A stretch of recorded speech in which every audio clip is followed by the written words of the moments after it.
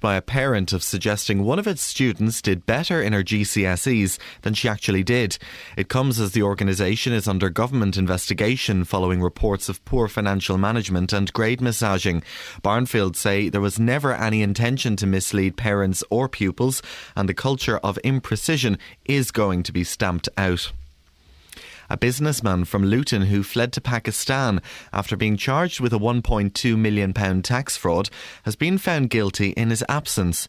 Mohammed Farouk from Old Bedford Road had failed to make income tax and VAT payments for more than 11 years.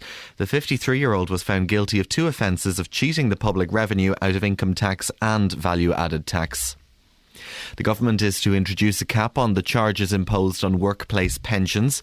Ministers say they want a full frontal assault on administration charges to stop savings being whittled away. And an Aylesbury man believes a painting he bought for just over £100 could be worth up to £100 million. Rad Novakovic bought the painting at auction 4 years ago. He thinks it could be one of Edouard Manet's last works. But John Whitley, senior assistant keeper of Western Art in the Ashmolean Museum in Oxford, isn't so sure. I must say that first diagnosis is not very promising. The painting doesn't look anything like a Manet from any period of his work. Although I know it's supposed to have been done in the last year of his life when he was dying and ill, nevertheless, the whole style of the picture is completely wrong. In sport, Chelsea are through to the quarter-finals of the League Cup. They won 2-0 at Arsenal. Stoke booked their place, beating Birmingham 4-2 on penalties, and Championship side Leicester City caused a shock as they beat Fulham 4-3. And the weather: after a cold start, there'll be long spells of sunshine across most parts of the 3 counties. The winds will be light at first, but a southerly breeze will gradually develop during the afternoon. Maximum temperatures of 13 degrees Celsius, that's 55 in Fahrenheit. Get the latest news and sport online at bbc.co.uk/3 counties.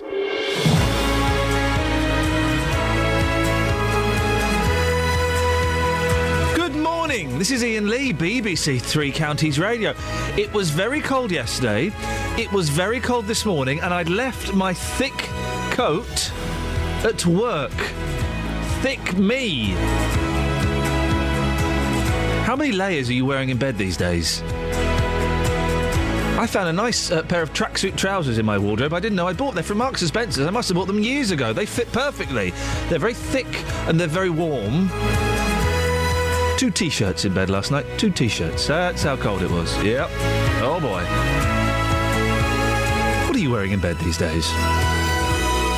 Lots coming up on the show this morning, as well as what are you wearing in bed these days. Calls for private landlords to plug the housing gap. Claims Barnfield misled parents over GCSE success. And hopes an Aylesbury man might have a multi-million-pound Manet. If you want to get in touch this morning, facebook.com/BBC3CR. You can send us a text 81333, start your text 3CR, and you can give us a call. Who will be the first phone call of the morning? Probably Dennis, but if you want to beat him, 08459 455 555. Across beds, hearts and bucks. This is BBC County Radio. And don't forget, if you like your news hard and thrusting, then in about 25 minutes, Catherine and I will be looking through the papers, won't we, Catherine? Yeah. Sorry? Can't wait. Whoa, that sounded sarcastic. Catherine Jenkins is in today. She can't close her eyes. That's front page news. That's something to look forward to. That's what we call in Radioland a tease. You've been teased. You have been teased, you see. If you want to take part in that, it's kind of, open house. Anyone can come and have a go. 08459 455 555. Oh, yes, wait a minute, Mr. Postman. Wait, Mr. Postman. Please, Mr. Postman, look and see. Oh, yeah. There's a letter in your bag for me. Please, Mr. Postman. Why's it taking such a long time? Oh, yeah. Only to hear from that boy of mine. There must be some word today from my boyfriend so far away. Please, Mr. Postman, look and see if there's a letter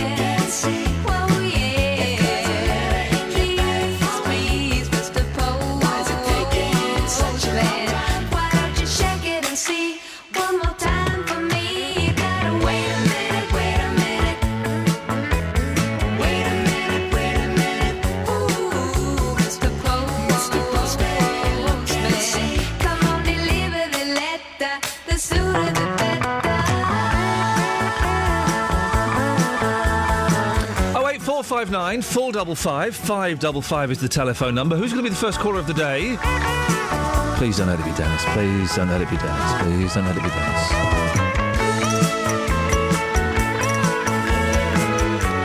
Justin Dealey will be out and about this morning. If you see him, give him a hug and tell him he looks nice in his red jersey. Very smart. Now, it's no secret that most of our local authorities are struggling with huge council house waiting lists, and there simply isn't enough affordable housing for everyone who needs it. We also know that Milton Keynes Council has been ticked off for keeping people in temporary B&B accommodation longer than the legal limit. Well, now the council has come up with a cunning plan, getting private landlords to plug the gap. But it seems that many of those private landlords are reticent to work with them. Let's speak now to Francis Dell. Good morning, Francis. Good morning. Oh my dear, is your voice okay? No, I've got a little cyst on my vocal cord, so it's a bit funny. Oh, but well, listen, we'll try and make this as painless as possible for you, Francis. Thank you for joining us, even though you're poorly. Okay. Now, your daughter has had some experience of this, hasn't she? What happened? Well, what happened was they had a flat to rent. They rented it to a lady who had all the proper paperwork, etc. And then after some time, she stopped paying her rent. So they gave her notices of eviction. You have to do bit by bit. And eventually they evicted her. She went through Milton Keynes Council. It was then that they found out that she was benefit, which they didn't know to start with. And the woman phoned up my daughter and told them that if they didn't let her back into the flat, they would either take her and, have her put in prison, or they would come and change the locks on the door and give this woman new keys. Hang on a second, sorry, so who phoned up your daughter? The council? The council. And said, if you don't let this woman back in who's on benefits that you didn't know about, we'll either put you in prison or we'll break in and we'll change the locks. That's correct. That's what they said. That's incredible. What happened then? I couldn't believe, well, my daughter was very, very ill at the time, and they said, no, we're not letting her in. So this went on for about 2 days, and the woman kept phoning and, saying she was going to do these things. And my daughter was so upset that in the end she caved in and said that the girl could go back in, despite the woman owing thousands of pounds, which she'd already been given and obviously spent on other things. So I think the council owe my daughter and son-in-law that money. So what's the latest now, Francis? Is this nothing? Is this person still in there? No. She went. They had to go to get a court order, and she left just before the court order, I believe, came out. Where she went to, I don't know. How much money is your daughter owed? I think it was nearly about £3,000. Oh, my goodness. And I mean, they've got other people to pay. They have a business, so if the council had, put them in prison, say, or done what, they hadn't got the money coming in, so they would have made other people homeless because they couldn't pay them. I'm assuming your daughter's spoken to the council since. What's the latest? What are the council saying now? No, she hasn't since then, because she was so ill and she didn't recover too early this year. Right. That it was too much stress for her. Too much. Francis, why do you think the council was so desperate for this tenant who wasn't paying their way to stay in that property?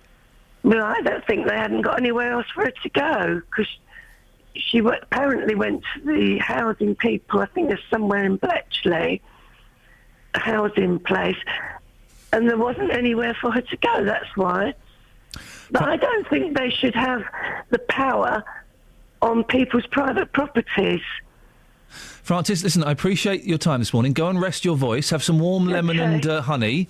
That's what I've been doing all week. Good, have some of that. That will ease it. Francis, thank you very much indeed. That's Francis Dell talking about her daughter's experience of being a private landlord and struggling with a tenant who was on benefits who didn't pay, booted the tenant out. The council said, well, you put her back in, otherwise we're going to either send you to prison or break in and change the locks. Incredible. 08459 455 555. Here's a rather apt song.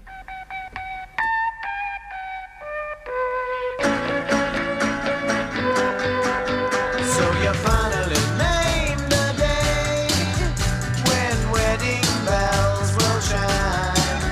I was sorry to hear you say you're gonna be his, not mine. Do you think you will be happy giving up your friends for your semi-detached suburban Mr. James? So you finally got your man. I hope you won't regret it. He can't love you the way I can. So please don't you forget it. Do you think you will be happy buttering the toast of your semi-detached suburban Mr. Most? I can see you in the morning time, washing day, the weather's fine, hanging things upon the line as your life slips away.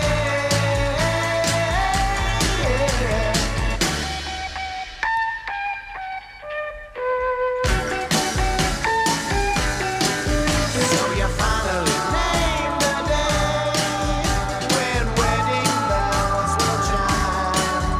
I was sorry to hear you say you're gonna be his, not mine.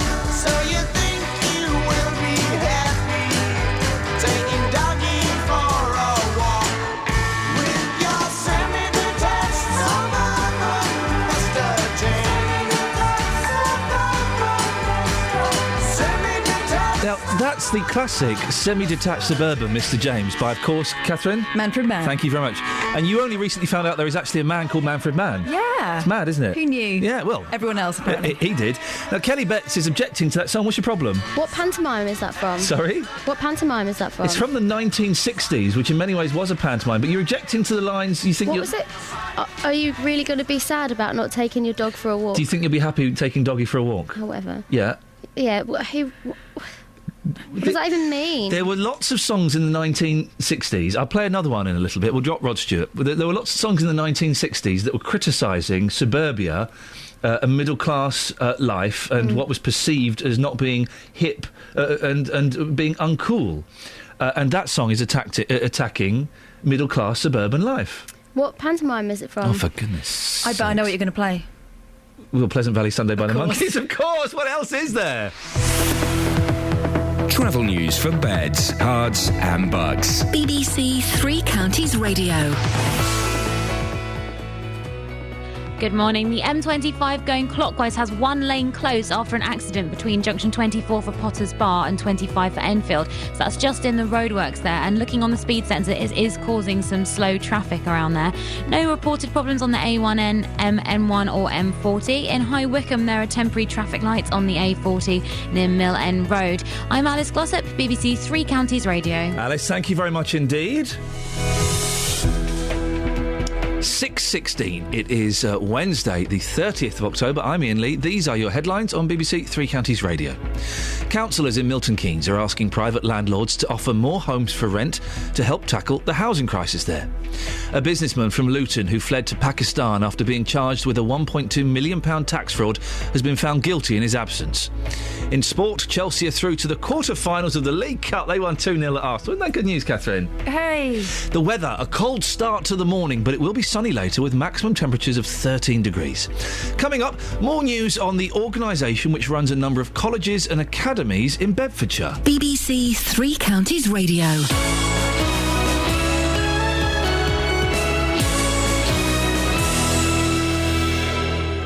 Every consumer problem has an unhappy customer. They've actually deleted the main account instead of attaching my one to it. We ordered it, and when we got home, we checked the measurements, and it just will not fit. A company. We've asked the council, now they come up with a new excuse. It's not them, it's down to the highways. And he said, well, I'm sorry, that's your policy. Oh, well, maybe next time you'll learn not to open the box. And me getting to the bottom of it all. And they confirmed that they would return my excess and that my no claims bonus would not be affected. The JVS show fights for your rights and tackles your consumer problems. Weekdays from 9. BBC Three Counties Radio.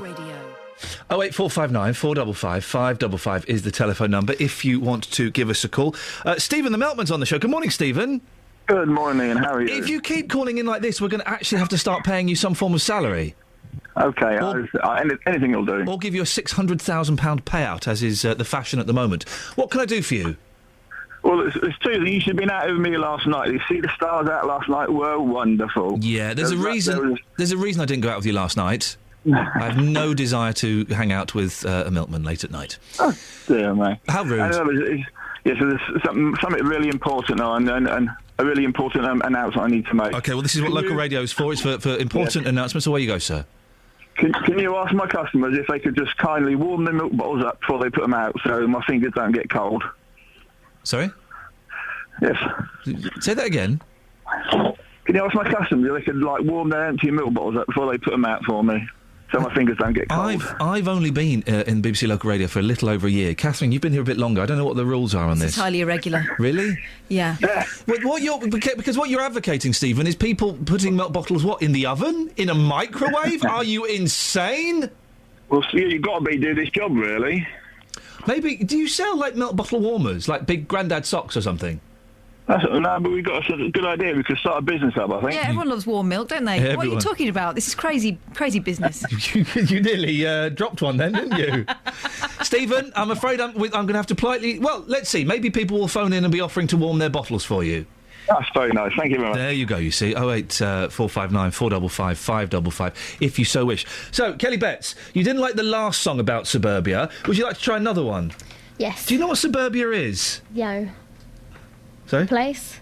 Oh, what pantomime is it from?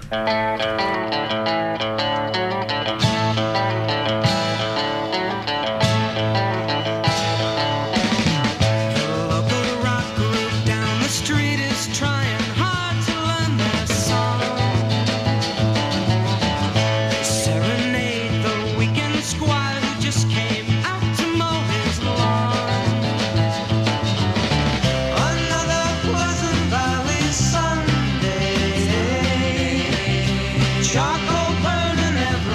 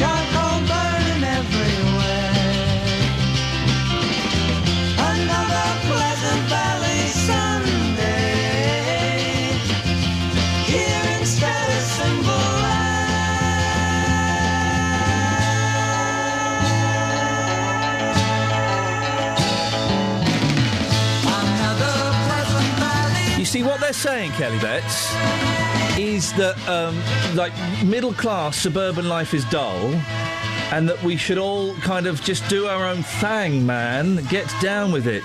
Where exactly is suburbia? Those 60s crazy cats are crazy. OK, Tony's on the line. Good morning, Tony. Morning, Ian. Tony, I believe you've got a beef with me. What's your beef? Yeah, stop having a go at 60s music. It's my era. I've got thousands and thousands on my computer. It's the best time ever. You've kept and collected the original MP3s. That's incredible. Well, I had them on vinyl, and then I had them on tape, and now I've progressed to MP3, yeah. I'm not... At what point did you think I was having a go at 60s music? You were having a go at it. I heard it with my own ears. What did I say that was critical of 60s music? You were going on about the words in the music. That would be 60 songs, yes. But what exactly did I say that was critical? It was. What? What did I... Tony, tell me what I said that was critical. I don't know, it's just a number of things, and you could tell you was having a pop at it. You say a number of things, you've yet been able to give me one thing. Give me one. Ian, just answer me one thing. Yes. Will modern music today still be played in 45 years' time like the 60s stuff is now? That Lady Gaga is very catchy, I believe. Yeah, OK. So, Tony, thank you I wasn't having a... Kelly Betts, why did you put him on? What? That's my dad. Offending me. No, it's not really. I wasn't having a go at 60s music. I was having a go at you. Oh. Got it? I'm not 60s music. Correct. Across beds, hearts and bucks. This is Iain Lee. BBC Three Counties Radio. Now, more news on the organisation which runs a number of colleges and academies in Bedfordshire. Last week we discovered that the Barnfield Federation is under a government investigation amid concerns over its finances and suspicions of grade massaging. We asked for your experience of working at or sending your children to any of Barnfield's facilities. And one of the calls we got was by a mum who we're going to call Louise. Catherine Boyle joins me now. Catherine, what's happened? Well, we're going to be speaking to Louise in about an hour's time, but she contacted the programme after hearing your piece on Barnfield last week. She said her two daughters had attended one of the academies run by the Federation. One had left and one was still there. Now, the one who had left had just taken her GCSEs. So at an open evening recently for prospective parents, her youngest was actually working there as a sort of ambassador. Louise's husband noticed a picture of their eldest daughter on the wall. This is the one who's left. It clearly showed her face, it had her name underneath it, and the phrase 8A star to C below it. Very nice, you might think. Yeah, that's not bad. Well done. Congratulations. They were a bit confused because she didn't get 8A star to C grades at GCSE, and they were concerned that, well, maybe it was mismarked, maybe we got the wrong mark, maybe she did better than we thought. So what did she get then? We've seen her results card. The general pass mark is they think of as A to C, right? So she didn't pass any GCSEs. Indeed, the highest GCSE she actually got was a D, but she did pass a number of BTECs. Right. We've checked with several sort of independent teachers and markers, educational specialists, who tell us it's quite common practice for schools to use BTECs in their GCSE ratings and performance tables, and it was allowed to do that. You might have heard about schools with incredible 100% pass rates, but in most cases, this is what the experts were telling us, these will not have included maths or English or GCSE core subjects and rely on these BTECs or GCSE equivalents to bump up the marks. They can count for as many as 5 GCSEs. In some cases, depending on which BTEC we're talking about. It sounds very confusing, and from a casual listen, it sounds a little bit deceptive. Well, it's confusing, yes, but in the eyes of the Department of Education, it wasn't wrong to do this until very recently. Last month it was announced that this practice was going to stop in official league tables and that a GCSE equivalent mark would only count once in a performance table. So this means that from now on, schools cannot use this method to calculate the value of non-GCSE courses. OK, so what does Barnfield say about this? We've spoken to a spokesperson for Barnfield Federation. They're not going to come on today, as far as we know, but they told us that there was never any intention to mislead parents or pupils. The Star Achiever Board, so this Hall of Fame that Louise was talking about, was intended to give pupils confidence in their achievements. This culture of imprecision, this is their word, is going to be stamped out, and Barnfield will not be doing this going forward. We spoke to Barnfield recently on the programme, didn't we? Remind us what they said. Well, we were talking about these allegations that the Department for Education was investigating. What exactly are the allegations? Well, the education group which runs free schools and academies is under investigation over its finances and the way it, and this is the phrase they use, manages learners. The Barnfield Federation confirmed the inquiry is taking place and said that grade massaging is also being looked into. You'll remember that conversation. Yep. It took you a while to get there. Yes, we got there eventually. It oversees a range of institutions, as I say, like the Barnfield College in Luton. The Department of Education and Skills Funding Agency said they're investigating allegations, but they wouldn't comment on ongoing investigations. And what did Barnfield say? Stephen Hall was the chap you spoke to. He's one of the Federation's 2 interim chief executives and the former vice principal of Barnfield College. He said the investigation was broad-ranging and told us the way in which we manage our learners is an area of concern. Mr Hall confirmed the massaging of grades was one of the areas under investigation. However, he added that no report had yet been completed and none of the allegations was as yet proven. And he added that he didn't think that interfering with students' grades had taken place and he wanted to reassure parents and pupils. The Federation maintained that the case has nothing to do with inflating grades and this is the one we're talking about now, this case at the moment. The young girl, yep. Was nothing to do with inflating grades, was entirely in keeping with the rules at that time, as we mentioned in the statement. Well, later on in the programme, we'll be speaking to Louise, the mother of the girl who was on that board of Star Achievers at the Barnfield Federation. And the NUT, what did they say about the allegations last week? We spoke to Dave Mingay from the Luton branch of the National Union of Teachers, and he said he was concerned the Federation might have overstretched itself in trying to take on too many schools too quickly and acting in a corporate way. Dave Mingay said, "We at the NUT welcome the investigation. We've long had concerns." And that view's been echoed by the Mid-Bedfordshire MP Nadine Dorries, who's asked the government to include the failure to set up a free school in her constituency with the wider investigation into that Barnfield Federation. Barnfield told us that they were paid £20,000 to look into setting up Fernwood Free School in Aspley Heath. Ms Dorries believes it could be 100,000. I've laid down a parliamentary question today to the Department of Education asking how much they were paid, because I and the parents think they were paid much, much more than that. Basically, they did not conduct a proper process in applying for the free school application. That's why it failed. We don't have a free school now in Mid-Bedfordshire because Barnfield failed the parents. And very briefly, Barnfield, what did they say in response to that? Another statement. The college has significant cash reserves and is financially stable. Our students are at the very centre of what we do at Barnfield, and our recent restructure was designed to create even better education delivery in the future, reduce our costs and enable us to offer excellent service to the Luton community. Catherine, thank you very much indeed. Well, we'll be speaking to Louise a little bit later on. Would you like to stick around for the paper review? Oh, yeah. Why not? 08459 455 555 if you'd like to take part in the informal paper review we do here at about 25 to 7 every morning. It's now 6:30. It's BBC Three Counties. Let's get the travel news now. Here's Alice Glossop. Thank you very Travel much. news for beds, cards and bugs. BBC Three Counties Radio. Thank you very much, Ian. On the M25 going clockwise, that is now down to 2 lanes between junction 24 for Potters Bar and 25 for Enfield in the roadworks area. That's after an accident and it is causing significant queues now. Otherwise, the roads are looking good. On the trains, London Midland are running a replacement bus service between Watford Junction and St Albans Abbey because of a fallen tree on the line. That's expected to be going on until Thursday. I'm Alice Glossop, BBC Three Counties Radio. Across beds, hearts and bugs. This is BBC Three Counties Radio.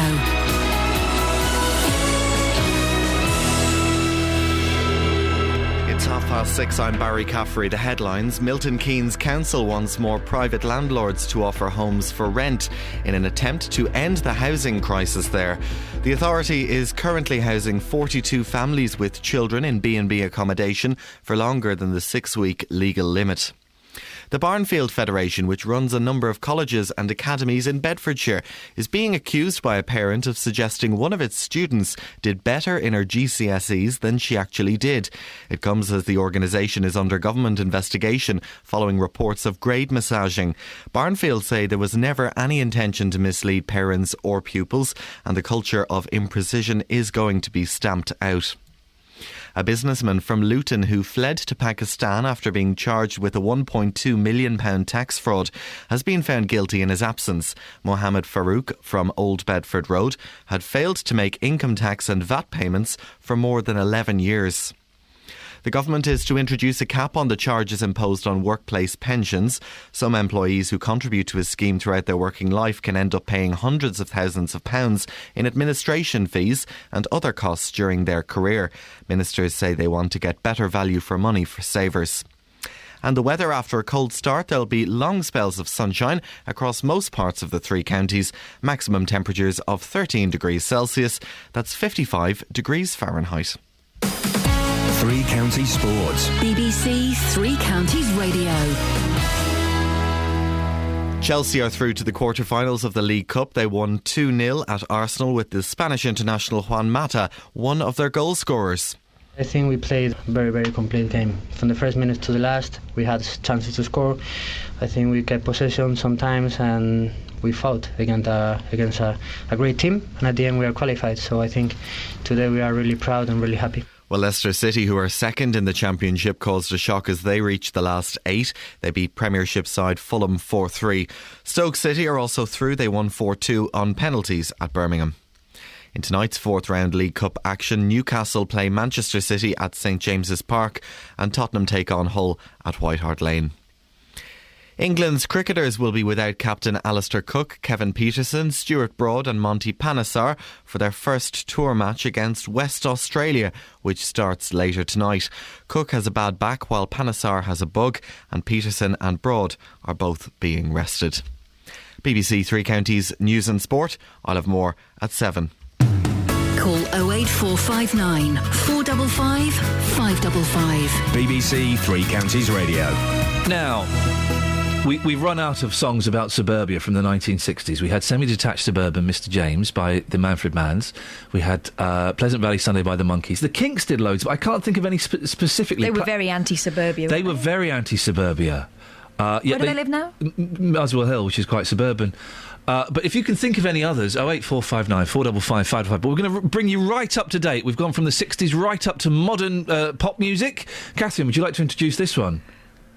Men emerging from the water like modern-day Venuses, all with six-packs, apart from Gary Barlow. It's not gay. And Mark. Yeah.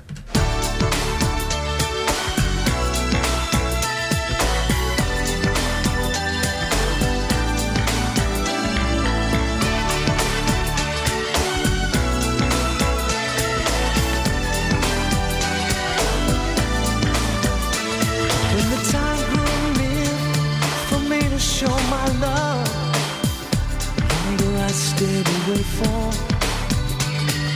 hiding from a word I need to hear now. Don't think I'll hear it again. But the nights were always warm with you, holding you right by my side. But the morning always comes too soon.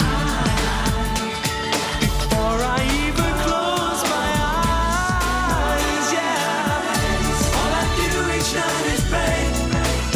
Oh, girl, hoping that I'll be a part of you again someday. Oh, yeah. All I do each night is think.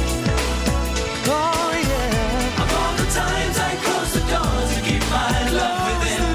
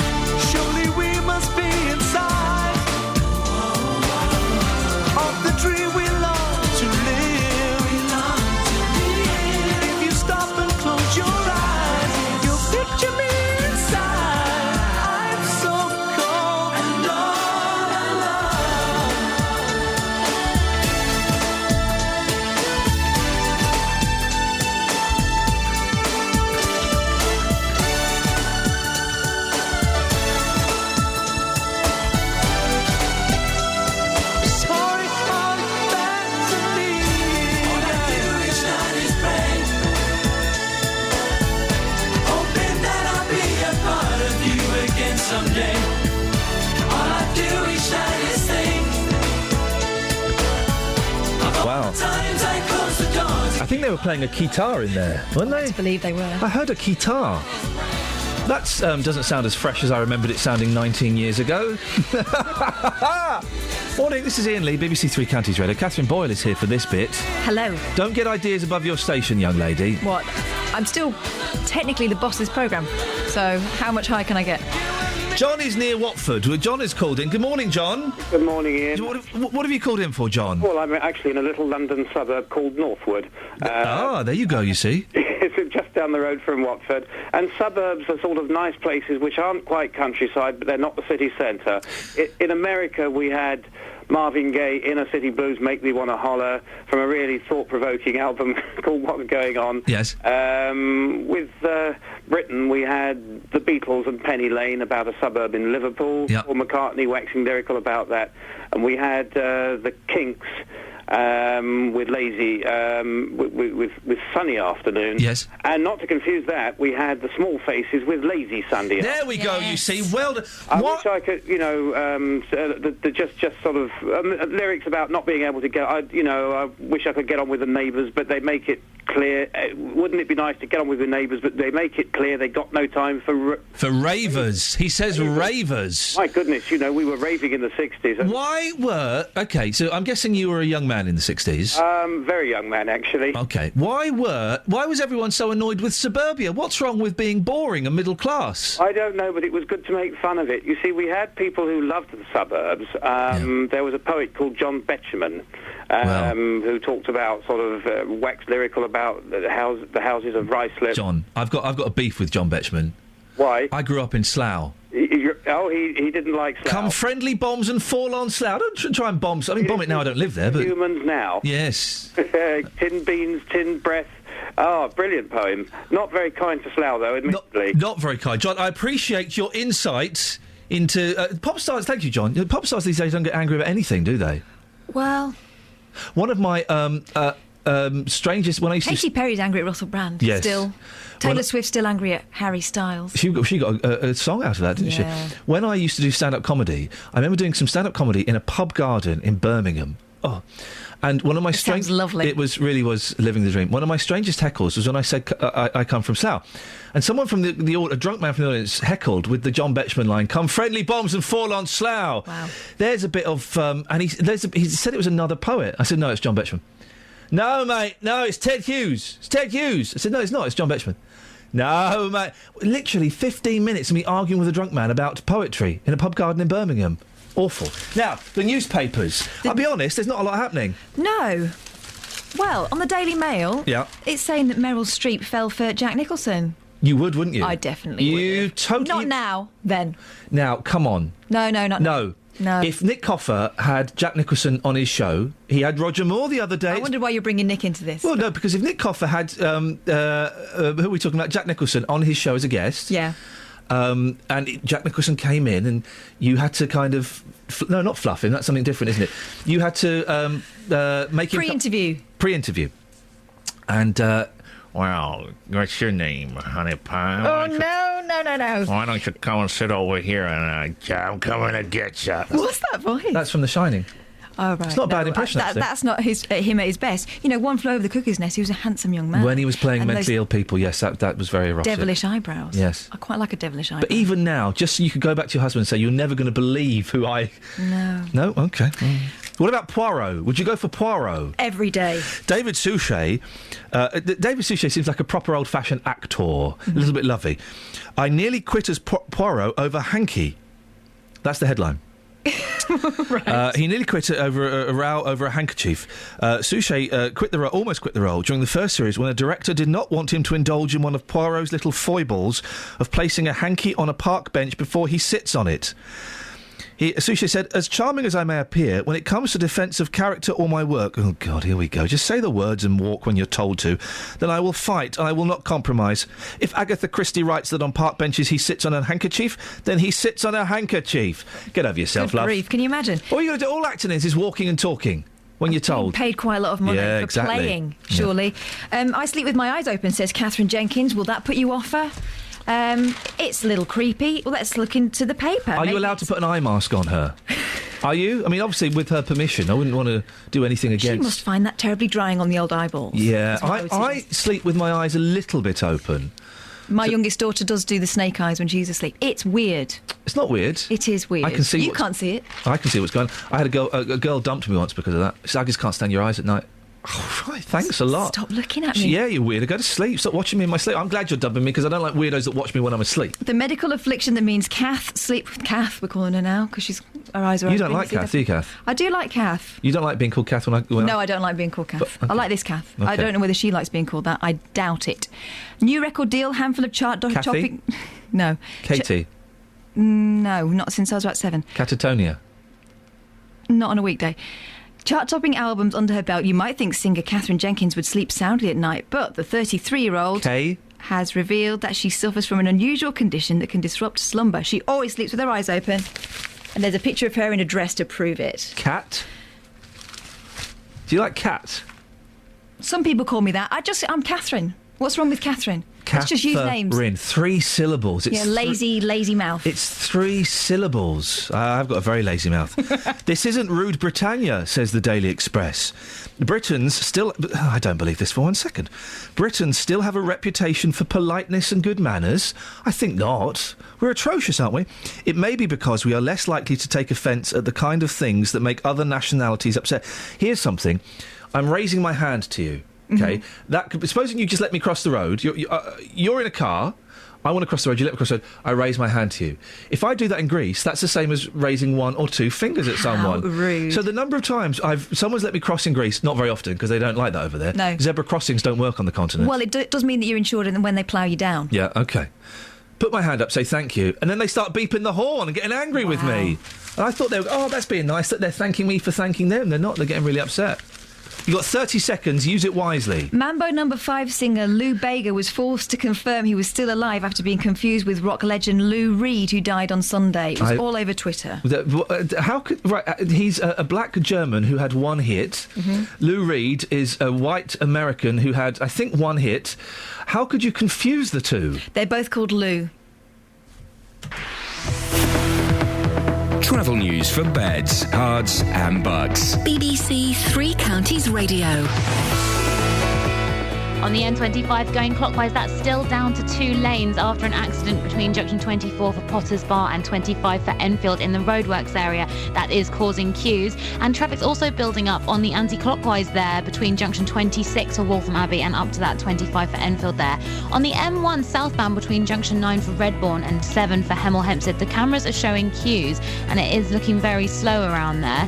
In Bricket Wood, the North Orbital is heavy at the M25 junction 21A roundabout. And on the trains, London Midland are running a replacement bus service between Watford Junction and St Albans Abbey because of a fallen tree on the line. That's expected to be going on until Thursday. This is Alice Glossop, BBC Three Counties Radio. Alice, thank you very much indeed. 6:46. It's Wednesday, the 30th of October. I'm Iain Lee. These are your headlines on BBC Three Counties Radio. There are calls for landlords in Milton Keynes to rent out more private homes to plug the housing gap there. A Luton businessman who fled to Pakistan after a £1.2 million tax fraud has been found guilty in his absence.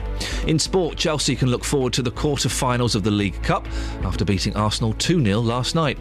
Coming up, an Aylesbury man is out to prove a painting he bought for just over £100 could be worth up to, get this, £100 million. Wowzers. We'll find out what that is exactly after we get the latest weather. Here's Georgina. Beds, hearts and bucks weather. BBC Three Counties Radio. Hello, quite a crisp autumnal start to the day, so a bright but chilly morning with a fair amount of sunshine around until it clouds over this afternoon. That's ahead of a band of rain which will sweep in, probably not until after dark, and south or southwesterly winds will strengthen a little as well later on. Temperatures reaching 13 degrees Celsius today. So tonight we have rain through the night. Sometimes it's going to be fairly heavy as well, but it should clear by morning with temperatures down to 7 degrees Celsius. A cloudy old day tomorrow. There will be some some sunny spells around, but generally speaking, quite cloudy for most, with some showery rain coming in from the northeast. So not all parts will actually see that, but temperatures reaching 13 degrees Celsius. And then as we head into the weekend, we have two waves. The first one's going to bring moderate rain. The second one, gales to severe gales and heavy rain. So we're thinking at the moment it's not looking as bad as it was on Monday, but certainly a wet and windy weekend ahead. That's your latest forecast. 08459 455 555. I've just remembered there's another voice on this show. Dealey, Justin Dealey. Where on earth is Justin Dealey this morning? What's he up to? All right, bruv. It's like, boss, what do you want me to go out and do today, bruv? I'll go along with it. Could you go out and speak to the people of Luton about a burning issue? Yeah, what is it? Well, I've not thought of it yet. Kath, got any Well, once you've got, like, an idea, bruv, let me know, innit, boss? Is it a disgrace? Would you mind? Are you outraged? Yeah, would you go and do that for us? Yeah, of course, bruv. Justin, thank you very much indeed. We'll hear what Justin gets on that a little bit later on. I know, but what can we do? On Saturday, Three Counties Sport takes over. We'll be live from midday with 5 more live commentaries. And Watford score here inside 4 minutes. We start with Watford hosting Leicester in the early kickoff. And it's rifled into the net. Then at 3, you can choose MK Dons versus Walsall, Stevenage against Wolves, Wickham at Accrington, or Luton's trip to Gateshead. 8 yards out, pokes the ball past Jensen. Listen to your local team Saturday from midday here on BBC Three Counties Radio. Oh, yet more attacks on middle-class suburbia. Small faces, I embrace thee. Wouldn't it be nice to get on with me neighbours? But they make it very clear they've got no room for ravers. They stop me from grooving, they bang on the wall. They're doing me fasting, it's no good at all. Lazy Sunday afternoon, I've got no mind to worry. I close my eyes and drift away.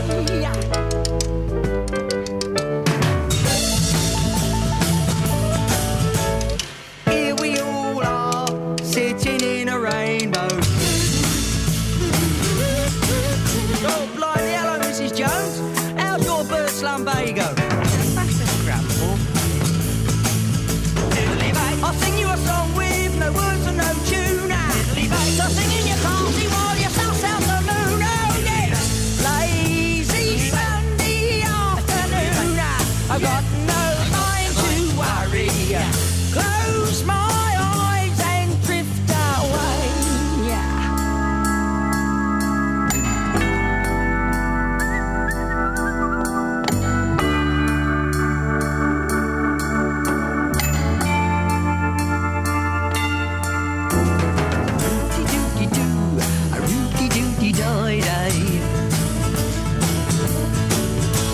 A rooty doody dum, a reedy deedy doody.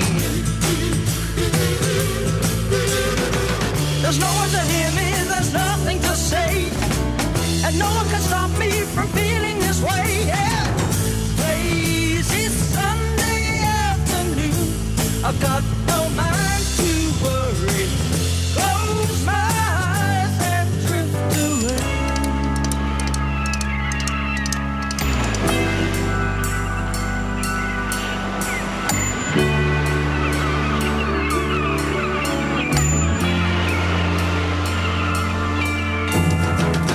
Lazy Sunday afternoon, I've got no mind to worry. Close my eyes and drift away. Close my mind and drift away.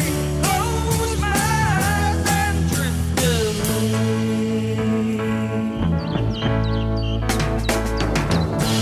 We've just come up with winning gold for what we can do with Justin Dealey. If Catherine Boyle can stop stuffing her face for a second, Catherine, what's Justin's mission this morning?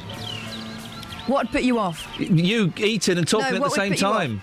You're going out with someone, they're lovely. What would put you off? Catherine Jenkins sleeps with her eyes open. You got dumped for sleeping with your eyes open. Yep. What would put you off? There we go. Thank you very much. Justin, your mission has been set. We'll speak to you as quickly as we can.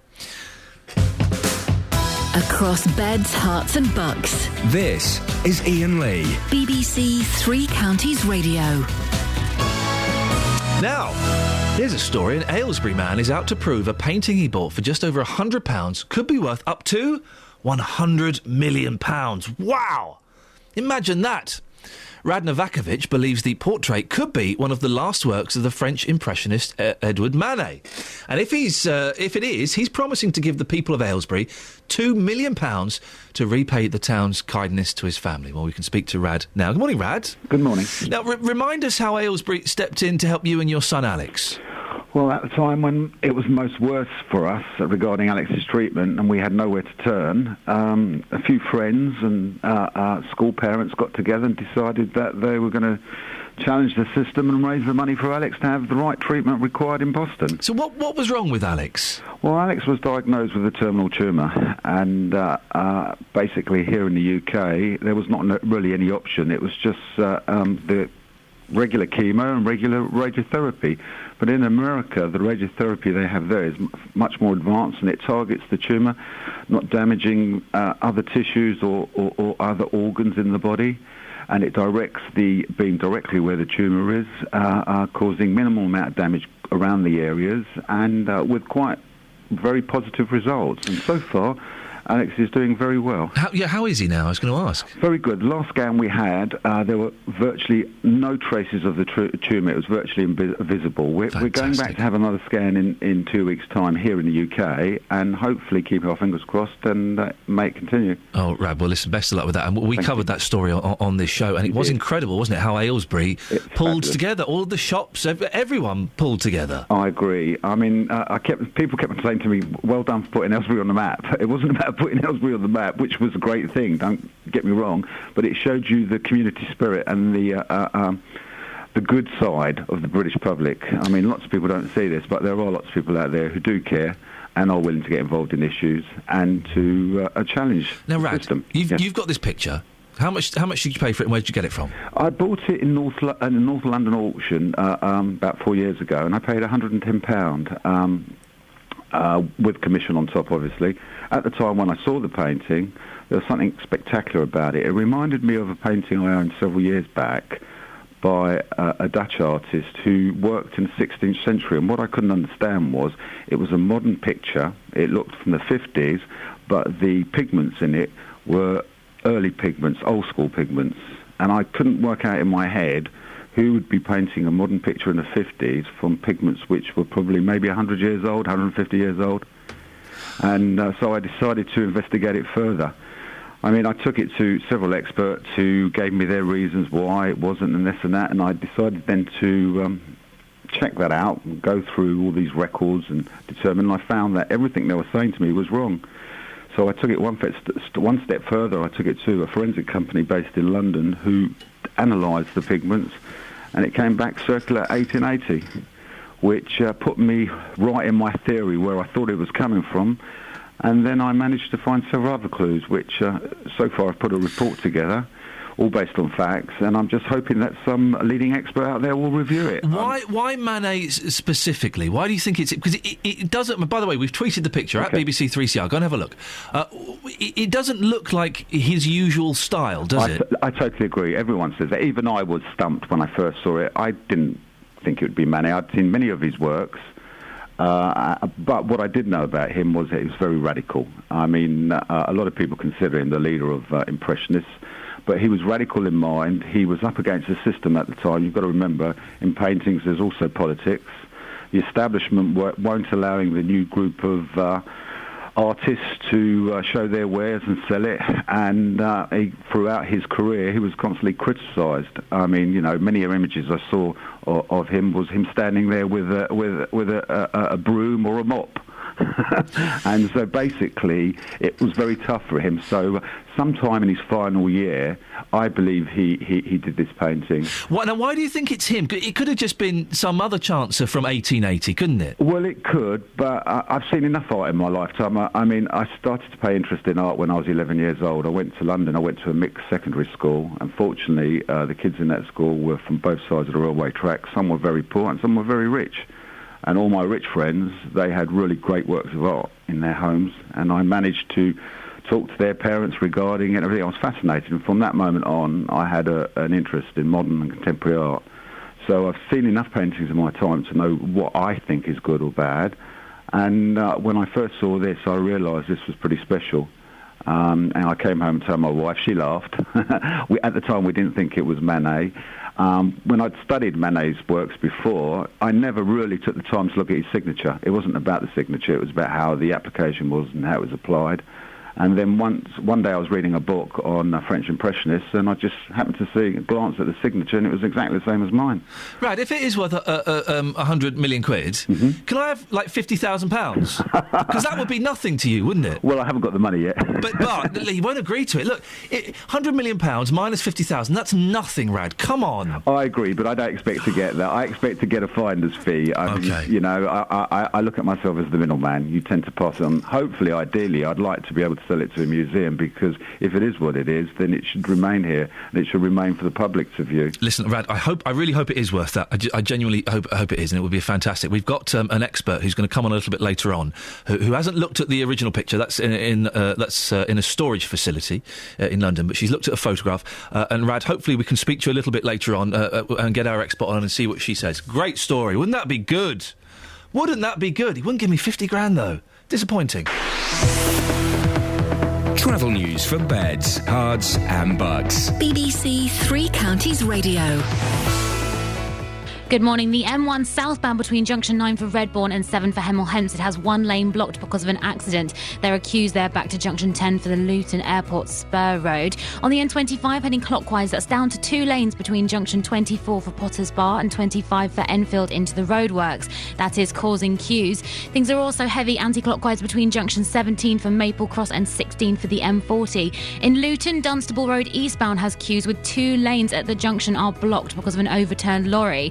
Just at the M1 junction 11, and there are queues back to Shakespeare Road there. In Bricketwood, the North Orbital is heavy at the M25 junction 21A roundabout, and on the trains, London Midland has replacement bus services running between Watford Junction and St Albans Abbey. This is Alice Glossop, BBC Three Counties Radio.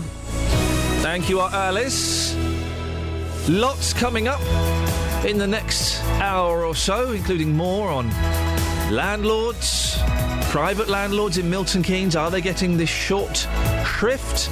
Also talking more about Barnfield, whatever else you fancy as well. Local and vocal across beds, hearts and bucks. This is BBC Three Counties Radio.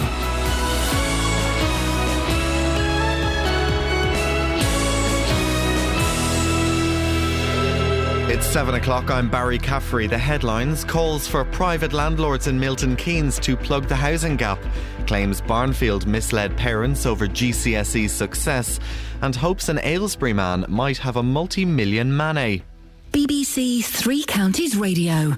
Milton Keynes Council wants more private landlords to offer homes for rent in an attempt to end the housing crisis in the new city. The authority is currently housing 42 families with children in bed and breakfast accommodation for longer than the 6-week legal limit. Our Milton Keynes reporter Craig Lewis has more. Earlier this year, the council was found to be the worst performing authority outside of London for illegally housing families in B&Bs. Now, it is calling on private landlords in Milton Keynes, whose properties are affordable to tenants on housing benefits, to fill the gap. The council believe there are 5,000 properties in the city which would fall into this category. The Barnfield Federation, which runs a number of colleges and academies in Bedfordshire, is being accused by a parent of suggesting one of its students did better in her GCSEs than she actually did. It comes as the organisation is under government investigation following reports of poor financial management and grade massaging. Barnfield say there was never any intention to mislead parents or pupils, and the culture of imprecision is going to be stamped out. A businessman from Luton who fled to Pakistan after being charged with a £1.2 million tax fraud has been found guilty in his absence. Mohammed Farouk of Old Bedford Road had failed to make income tax and VAT payments for more than 11 years. Gail Sanderson has more. Luton Crown Court heard how Farouk bought Stuart House in Luton in 2001 and charged VAT to his tenants, including Luton Borough Council, but paid barely any VAT himself. The 53-year-old was found guilty of 2 offences of cheating the public revenue out of income tax and VAT. He also had previous convictions for theft and fraud in 1982 and 1986. The court heard how a warrant for his arrest is now outstanding. An Aylesbury man believes a painting he bought for just over £100 could be worth up to £100 million. Rad Novakovic bought the painting at auction 4 years ago. He thinks it could be one of Edouard Manet's last works. This senior assistant keeper of Western art at the Ashmolean Museum in Oxford isn't so sure, though. I must say that first diagnosis is not very promising. The painting doesn't look anything like a Manet from any period of his work. Although I know it's supposed to have been done in the last year of his life when he was dying and ill, nevertheless, the whole style of the picture is completely wrong. In sport, Chelsea are through to the quarter-finals of the League Cup. They won 2-0 at Arsenal last night. Stoke booked their place, beating Birmingham 4-2 on penalties, and champion side Leicester City caused a shock as they beat Fulham 4-3. And the weather after a cold start, there'll be long spells of sunshine across most parts of the 3 counties. The winds will be light at first, but the southerly breeze will gradually develop during the afternoon. Maximum temperatures of 13 degrees Celsius, that's 55 degrees Fahrenheit. And you can get the latest news and sport online, and that's at bbc.co.uk/3 counties. Thank you very much. Morning, this is Iain Lee, BBC 3 Counties Radio. It's still dark out there. This whole putting the clocks back thing, I find it very confusing. It takes me about 4 or 5 months to get used to it, and then we kind of shift it again. Anyway, lots coming up between now and 9 o'clock, including there are calls for private landlords to plug the housing gap. But is it really as simple as that?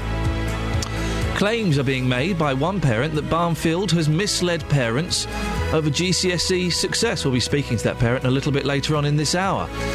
And there are hopes that an Aylesbury man might have a multi-million-pound Manet. And we're sending Justin out this morning to ask you, what puts you off people? Catherine Jenkins sleeps with her eyes open. Well, it's a little bit unpleasant, isn't it? I do the same thing, though. I don't mind. I don't notice it. What puts you off people? Facebook.com/BBC3CR. You can send me a text, 81333. Start your text 3CR. Or you can give me a call, 08459 455 555. Across beds, hearts and bucks. This is BBC 3 Counties Radio. Now, housing lists, as we know, are full to bursting across the country, with way more people on the waiting list than councils have empty homes. But Milton Keynes have come up with a cunning plan. They're going to plug the gap with private landlords. So if you've bought to let, Milton Keynes are urging you to get in touch so you can work in partnership. Now, it sounds like a public-spirited, possibly even a noble thing to do, but would you live to regret it? Do give us a shout if you are a landlord and if it's working fine for you. But the message we've been getting back has been less than positive. 08459 455 555. I'm joined in the studio now by Jean Samtula from Letchworth Garden City. Good morning, Jean. Good morning, Ian. Now, you've been letting your property, haven't you, to someone on benefits? That's right, yes. How has that worked out? Not good. Why? Let's go back a bit. Why did you initially decide to do that? Well, I had my it's a 2-bedroom flat in Enfield, and it's been with the agents, management agents, and they just get the tenants, of course. And this tenant, they got this tenant in 2009, and they said to me she's on benefits, but no problem, because you'll be getting your money from the council anyway. And that was it. The tenant moved in March 2009, and that's... And it was fine to start with? The money was coming in? Oh, yes, it was fine to start with. The money used to... The council used to send the money to the tenant, and the tenant would transfer it to my account. Then after a few months, she stopped paying, and she was in arrears, and for a few months, and the agents contacted the council and, of course, told the council she was in arrears, and the council then started to pay the rent to the management agent. Okay. And then they forwarded it to us, and it's been ever since. Okay. Over 3 years. So is she in debt at the moment? She is. How much is she in debt by? Well, she's now £445. I think the council's been paying it anyway. Right. Yes. So, I mean, that money's obviously important to you. Absolutely. How have you gone about trying to get it? What have you done? Well, I've written to her on many occasions over the years to ask for to start paying some money towards her arrears. And the agents also, they've written to her on several occasions as well, but sometimes she pays, sometimes she doesn't. Okay. And yes, but she's been on benefits for 4 years. She's been in my property. Well, that's very sad, but that's not your problem. Absolutely not. Really? Does she reply to the letters that you sent? Never. She's never replied. Have you tried to? Did you make moves to try and get her out? Well, I didn't at the time. I must admit, I did not. The agent said, "Well, you're still getting, some the money monthly from the council. So, so far, might as well leave it." But then she gave her notice in, which we accepted, and then she decided she didn't go. She just didn't go. She complained about all sorts of different things that was going wrong, the disrepair, and of course we went to send our builders in and send various people in to check it out. Yeah. Whatever that was wrong is mainly quite a lot was to do with her damaging the property. What kind of damage had she done? Well, the kitchen, it was a brand new kitchen that was fitted before she moved in, and she broke the doors, and we had to keep, the workman was going in has been in a few times to mend the doors, and she burnt the working surface in the kitchen. She's the wardrobe doors were all broken off, and several things. How do you break a wardrobe door off? That takes some bashing, doesn't it? I know, absolutely. Well, the workman said that what she did, she filled the wardrobes to such a, so much. Bursting point, exactly. Yeah.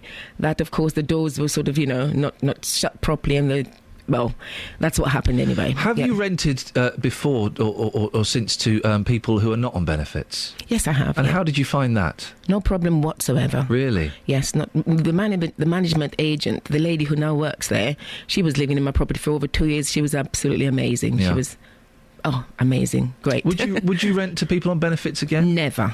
Absolutely not. Absolutely not. She's now suing me for £25,000 damages. Sorry?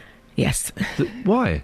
Well, she said disrepair, mould and damp and disrepair and damages for her health, apparently.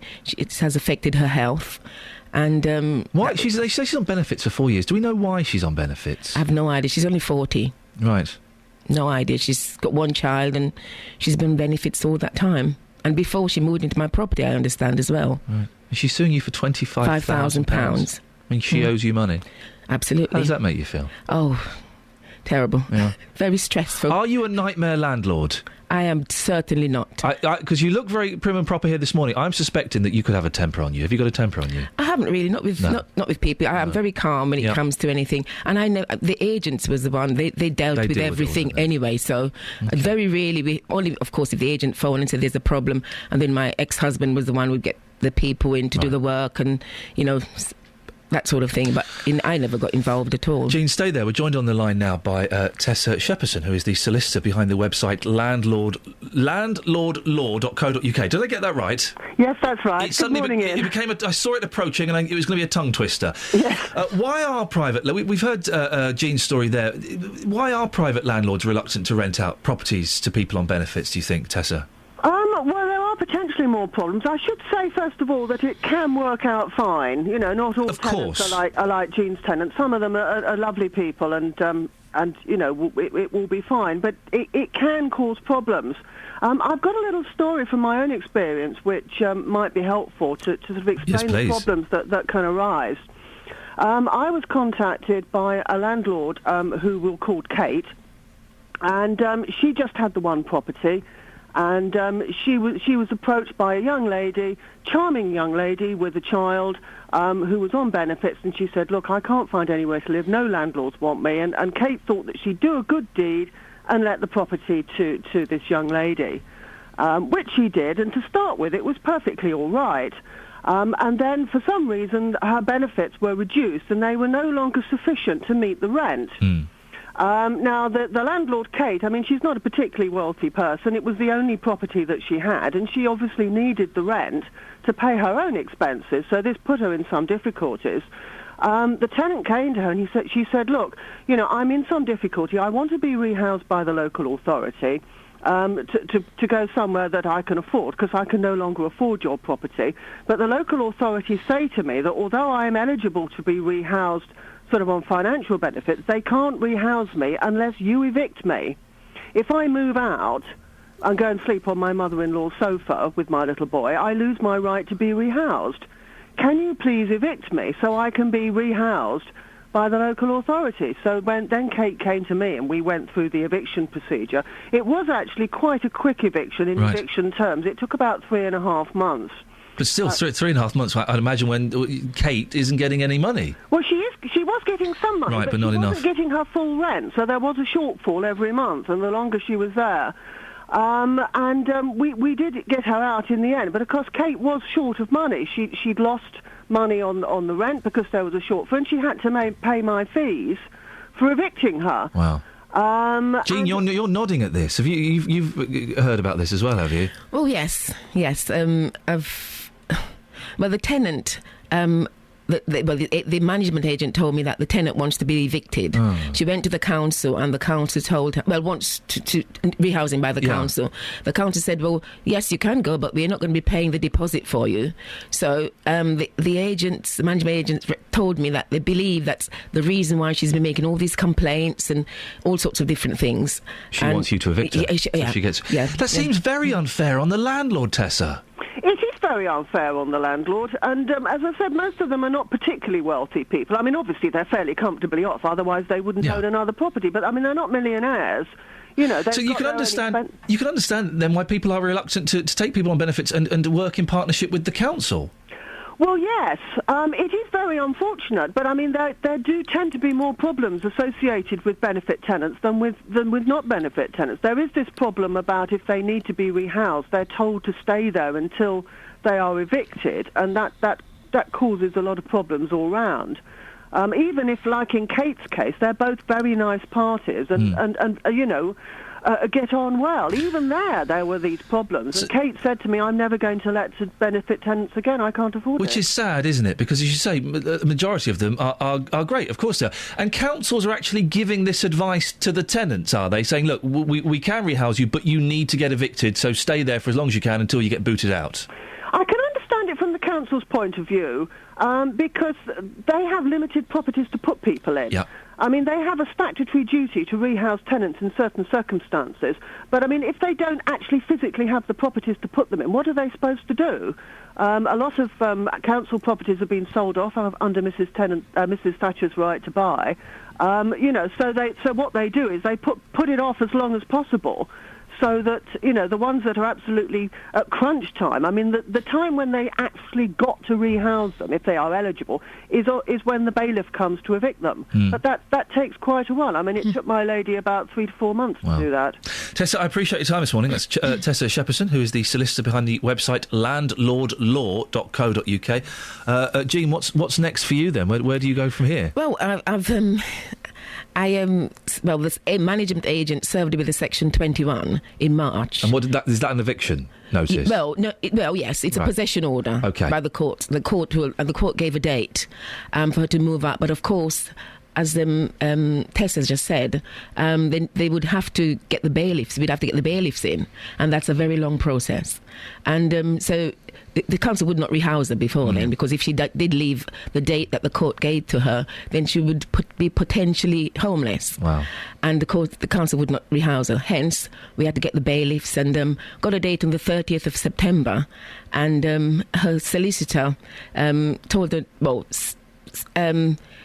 how can I put it? The solicitor went back to court and said that I did not register her deposit, which I did anyway. And it's delaying tactics anyway. Jean, listen, you have the patience of a saint. Thank you. Do keep us informed and let us know what happens. That's Jean Samtula from Letchworth Garden City. Right, it's 7:16. Let's get the latest travel with Alice now. Travel news for beds, cards and bugs. BBC Three Counties Radio. On the M1 heading southbound between junction 9 for Redbourne and 7 at Hemel Hempstead, there was a lane blocked because of an accident. There is an ambulance on the scene. There are queues all the way back to junction 11 for the A505 Dunstable Road. Travel time's about half an hour there. On the M25 heading clockwise, that's down to 2 lanes after an accident between 24 for Potters Bar and 25 for Enfield in the roadworks area. That's causing queues back to 23 for South Mims. In Luton, on Dunstable Road heading eastbound, 2 lanes are blocked at the junction under the M1. There are queues and there's just because of an overturned lorry. The delays are going past the hospital there. In Bricketwood on the North Orbital, things are heavy at the M25 junction 21A roundabout. And on the trains, London Midland have a replacement bus service running between Watford Junction and St Albans Abbey because of a fallen tree on the line until next Thursday, that's going to be. This is Alice Glossop, BBC Three Counties Radio. Excellent stuff, Alice. Thank you very much. Right, it's 7:17. It's Wednesday, the 30th of October. I'm Iain Lee. These are your headlines on BBC Three Counties Radio. Milton Keynes Council wants more private landlords to offer homes for rent in an attempt to end the housing crisis there. A businessman from Luton who fled to Pakistan after being charged with a £1.2 million tax fraud has been found guilty in his absence. And in sport, Chelsea are through to the quarter-finals of the League Cup. They won 2-0 at Arsenal. Weather today, it's going to be chilly. But a clear start for many. Sunny spells later. Highest temperatures of 13 degrees. Coming up, more news on the organisation which runs a number of colleges and academies in Bedfordshire. BBC Three Counties Radio.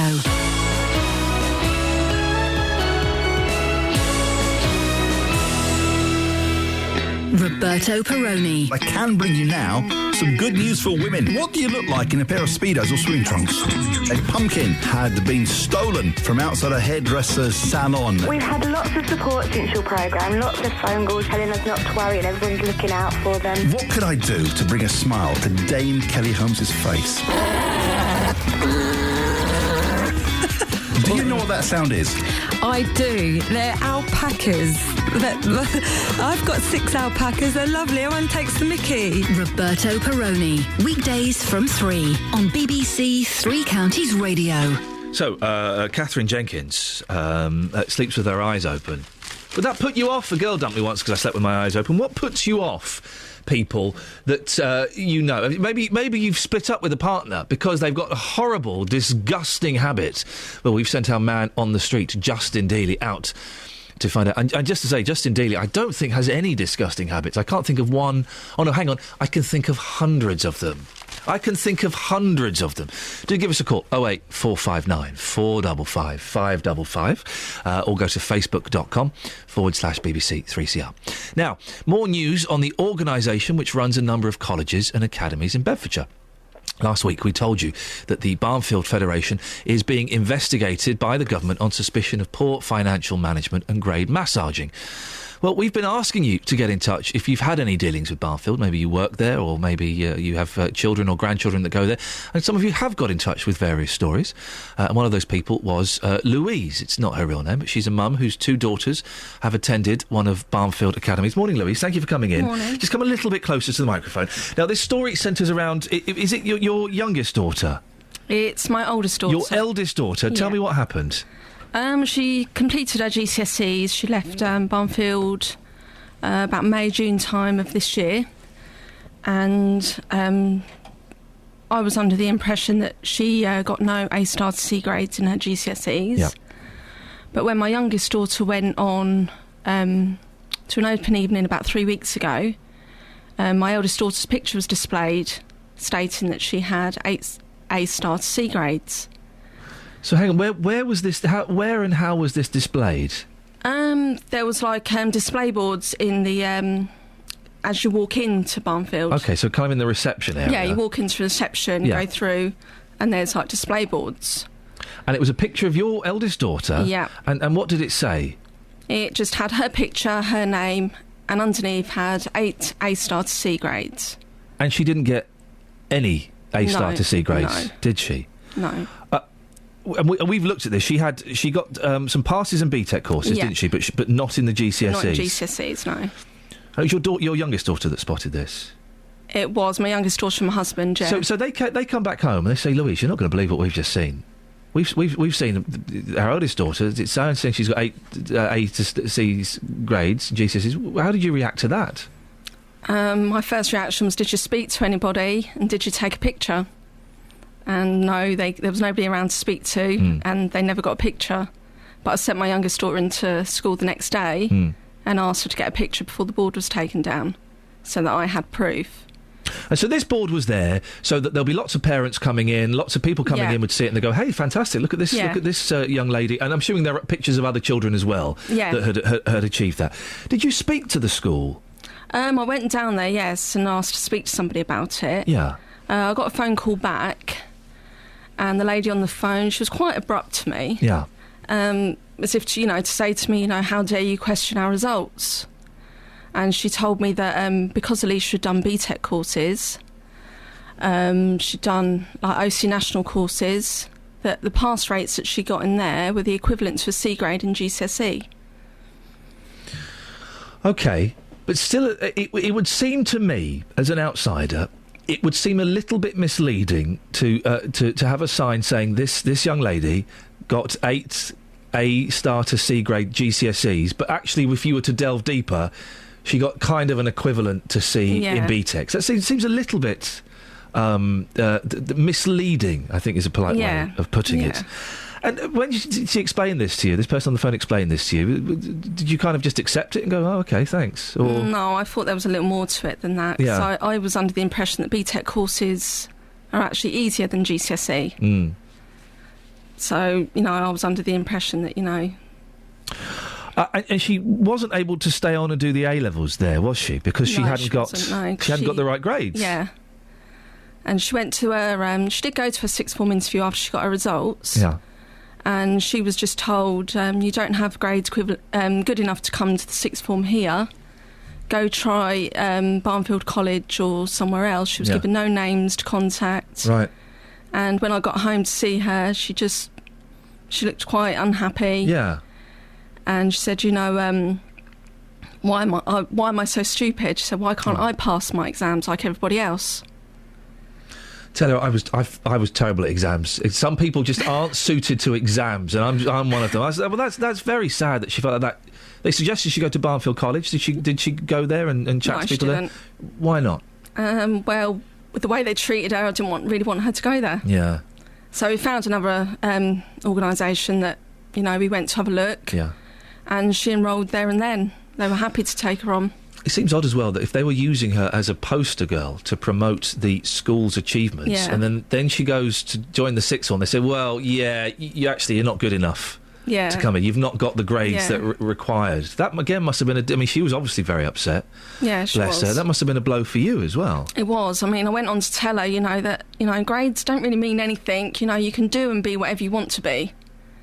And that sort of lifted her a little bit. And when she got into the course that she went for, that also boosted her confidence. Good. And, I mean, today she's a different person. Really? Yeah, so she's out of the kind of Barnfield family now, isn't she? She is, yeah. And she's happier? She's enjoying herself? She's really happy, really enjoying herself. Yeah. You forget at that age, you just say one little thing and it can send someone off, into a spiral of self-doubt and hatred, can't it? It can. So just to kind of summarise and wrap all this up, you must obviously be unhappy with what Barnfield have done. Yes, and the way they've treated you and your daughter. Yeah, I am very unhappy. We've spoken to Barnfield Federation, and they've told us there was never any intention to mislead parents or pupils. The Star Achiever Board, I think that's what we're referring to. I didn't know how to name the Star Achiever Board, was intended to give pupils confidence in their achievements. This culture of imprecision is going to be stamped out, and Barnfield will not be doing this going forward. So they've accepted that it's while it's not illegal, it's perhaps deceptive, and they won't be doing that anymore. How does that make you feel? Well, it's already been done now. Yeah. The doubts have already been put into my daughter's head. It made her feel stupid. You can't turn back what they've already done. I do have to say as well, we've spoken to a couple of educational experts. This isn't exclusive to Barnfield. This kind of thing apparently does happen in some other places, which as a parent, and my boys are little at the moment, but I walked into schools and things like that, and you walk in and you see these boards with all the achievements, and of course your reaction is, wow, look at the number of pupils that have achieved all of these grades. This must be a fantastic place. Yeah. And it's interesting to find out that it doesn't always necessarily refer to exactly what's going on. Louise, I really appreciate you getting in touch with us. I know you're a little bit nervous for coming in, but I hope it wasn't particularly painful. I hope we've treated you well. No. Thank you very much indeed. If you've got a story about Barnfield, again, as whether you are a parent there, and it's very brave of Louise, I think, to come in this morning, so thank you for that. We can change your name if you're a parent, if you've worked there. We are hearing lots of stories and lots of rumours, and of course they're being investigated for accusations of grade massaging and financial impropriety. Do give me an email, ian.lee@bbc.co.uk, and we'll treat your emails with the strictest confidence, so don't worry. Only me and a couple of members of my team will see them. ian.lee@bbc.co.uk. Across beds, hearts and bucks. This is Iain Lee. BBC Three Counties Radio.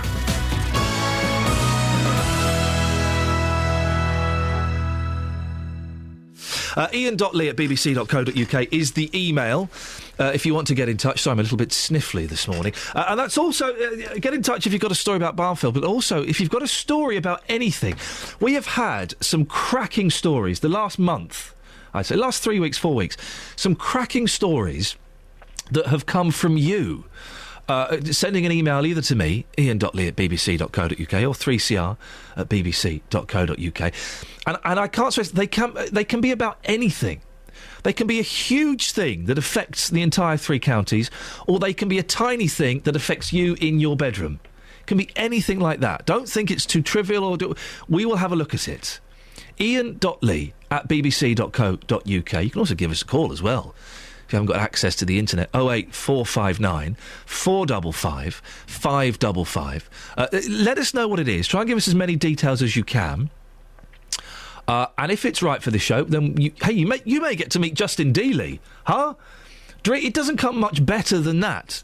But if it's right for the show, then we'll certainly feature it in this show, and we'll try and look into it as deep as we can. If it's not right for the show, we've got lots of other shows. It might be right for JVS, or for Nick, or for Roberto, and we will forward it on to the relevant parties. So all of your emails and all of your Facebook comments and all of your phone calls get looked at and indeed listened to. 08459 455 555. Coming up to 7:30 on BBC Three Counties. Let's get the travel now. Here's Alice Glossop. Travel news for beds, cards and bugs. BBC Three Counties Radio. Thank you very much. On the M1 heading southbound between junction 9 for Redbourne and 7 for Hemel Hempstead, there are queues because of an accident that left a white van blocking lane 4. That has now been moved onto the hard shoulder, but there are long delays all the way back from Luton, and travel time is about 45 minutes. On the M25 going clockwise, all lanes have been reopened after an earlier accident which closed one of the lanes through the roadworks at 24 for Potters Bar and 25 for Enfield. That is still causing queues back to 23 for South Mimms though. Anti-clockwise on the M25, things are slow around junction 20 for Kings Langley. And in Luton, we've had calls from Bob, Amy and Michael to update us on this, so thank you for that. Dunstable Road heading eastbound has 2 lanes blocked at the junction under the M11. That's because of an overturned lorry. There are delays there past the hospital. On the trains, London Midland still has replacement bus service running between Watford Junction and St Albans Abbey because of a fallen tree on the line. This is Alice Glossop, BBC Three Counties Radio. Thank you, Alice. We're also asking this morning, what puts you off people? We've had a very naughty text from Steve. We're sending Justin Dealey out to investigate this. Investigate. He's going to go and bully a few drunks. No. We've sent Justin Dealey out, and Steve has texted us, does Justin Dealey turn the white bed sheets orange? I'm hoping you're talking about his tan, nothing else.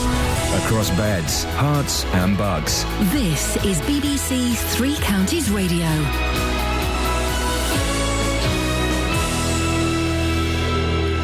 It's 7:30. I'm Barry Caffrey. The headlines. Milton Keynes Council wants more private landlords to offer homes for rent in an attempt to end the housing crisis there. The authority is currently housing 42 families with children in B&B accommodation for longer than the 6-week legal limit. The Barnfield Federation, which runs a number of colleges and academies in Bedfordshire, is being accused by a parent of suggesting one of its students did better in her GCSEs than she actually did. It comes as the organisation is under government investigation following reports of poor financial management and grade massaging. Barnfield say there was never any intention to mislead parents or pupils, and the culture of imprecision is going to be stamped out. The government is to introduce a cap on the charges imposed on workplace pensions. Ministers say they want a full frontal assault on administration charges to stop savings being whittled away. And the weather: after a cold start this morning, there will be long spells of sunshine today. Maximum temperatures of 13 degrees Celsius, and that's 55 degrees Fahrenheit. Three Counties Sports. BBC Three Counties Radio. Chelsea won 2-0 at Arsenal as they progressed to the quarter-finals of the League Cup. Spanish international Juan Mata was one of their goal scorers, and he says he's just trying to impress his manager.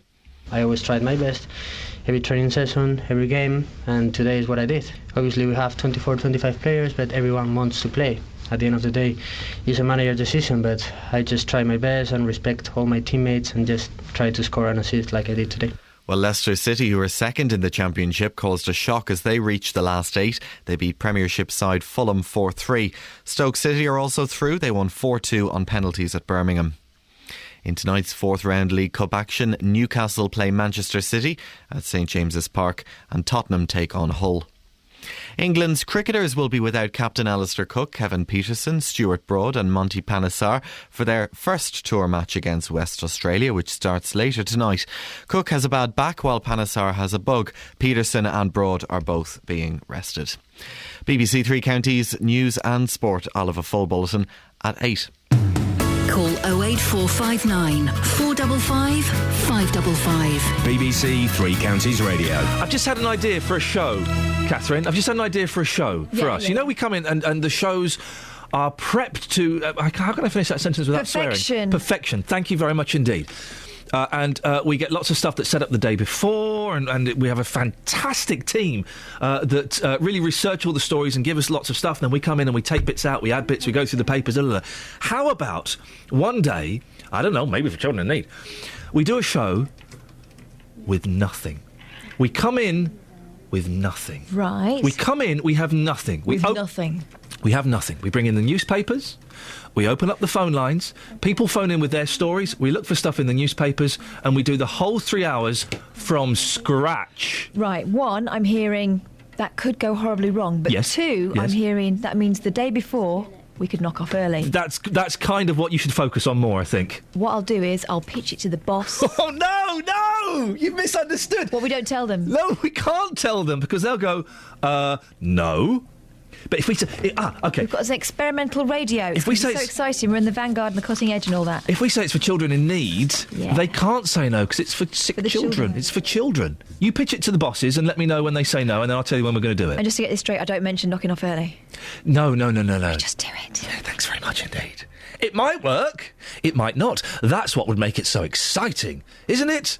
We've been talking about landlords this morning because, as we know, housing lists are full to bursting. But Milton Keynes are asking you, private landlords, to plug the housing gap. Have you had experience renting out your property to people on benefits? I'm not knocking people on benefits. Please don't think that. I'm not Julia Hartley-Brewer on LBC. I'm not. OK? And I'm sure that there are a significant number of benefits people in private properties that are fantastic. The problem is with people on benefits that they can't get rehoused by the council until you, as a private landlord, evict them. And that can take months of an expense. So what have been your stories? 08459 455 555. Earlier on we spoke to Jean Samtula from Letchworth Garden City. Well, Barbara heard that, and Barbara's in Stevenage. You've got some advice for Jean, have you? Yeah. What you do is you ring the council and say that, say this particular woman wants to sue her. Or you say... This was the tenant that wanted to sue Jean the landlord, yes. You simply turn around and say, well, if the property's in such a bad state, I'll put it up for sale. And because it's your house, there's nothing they can do about it.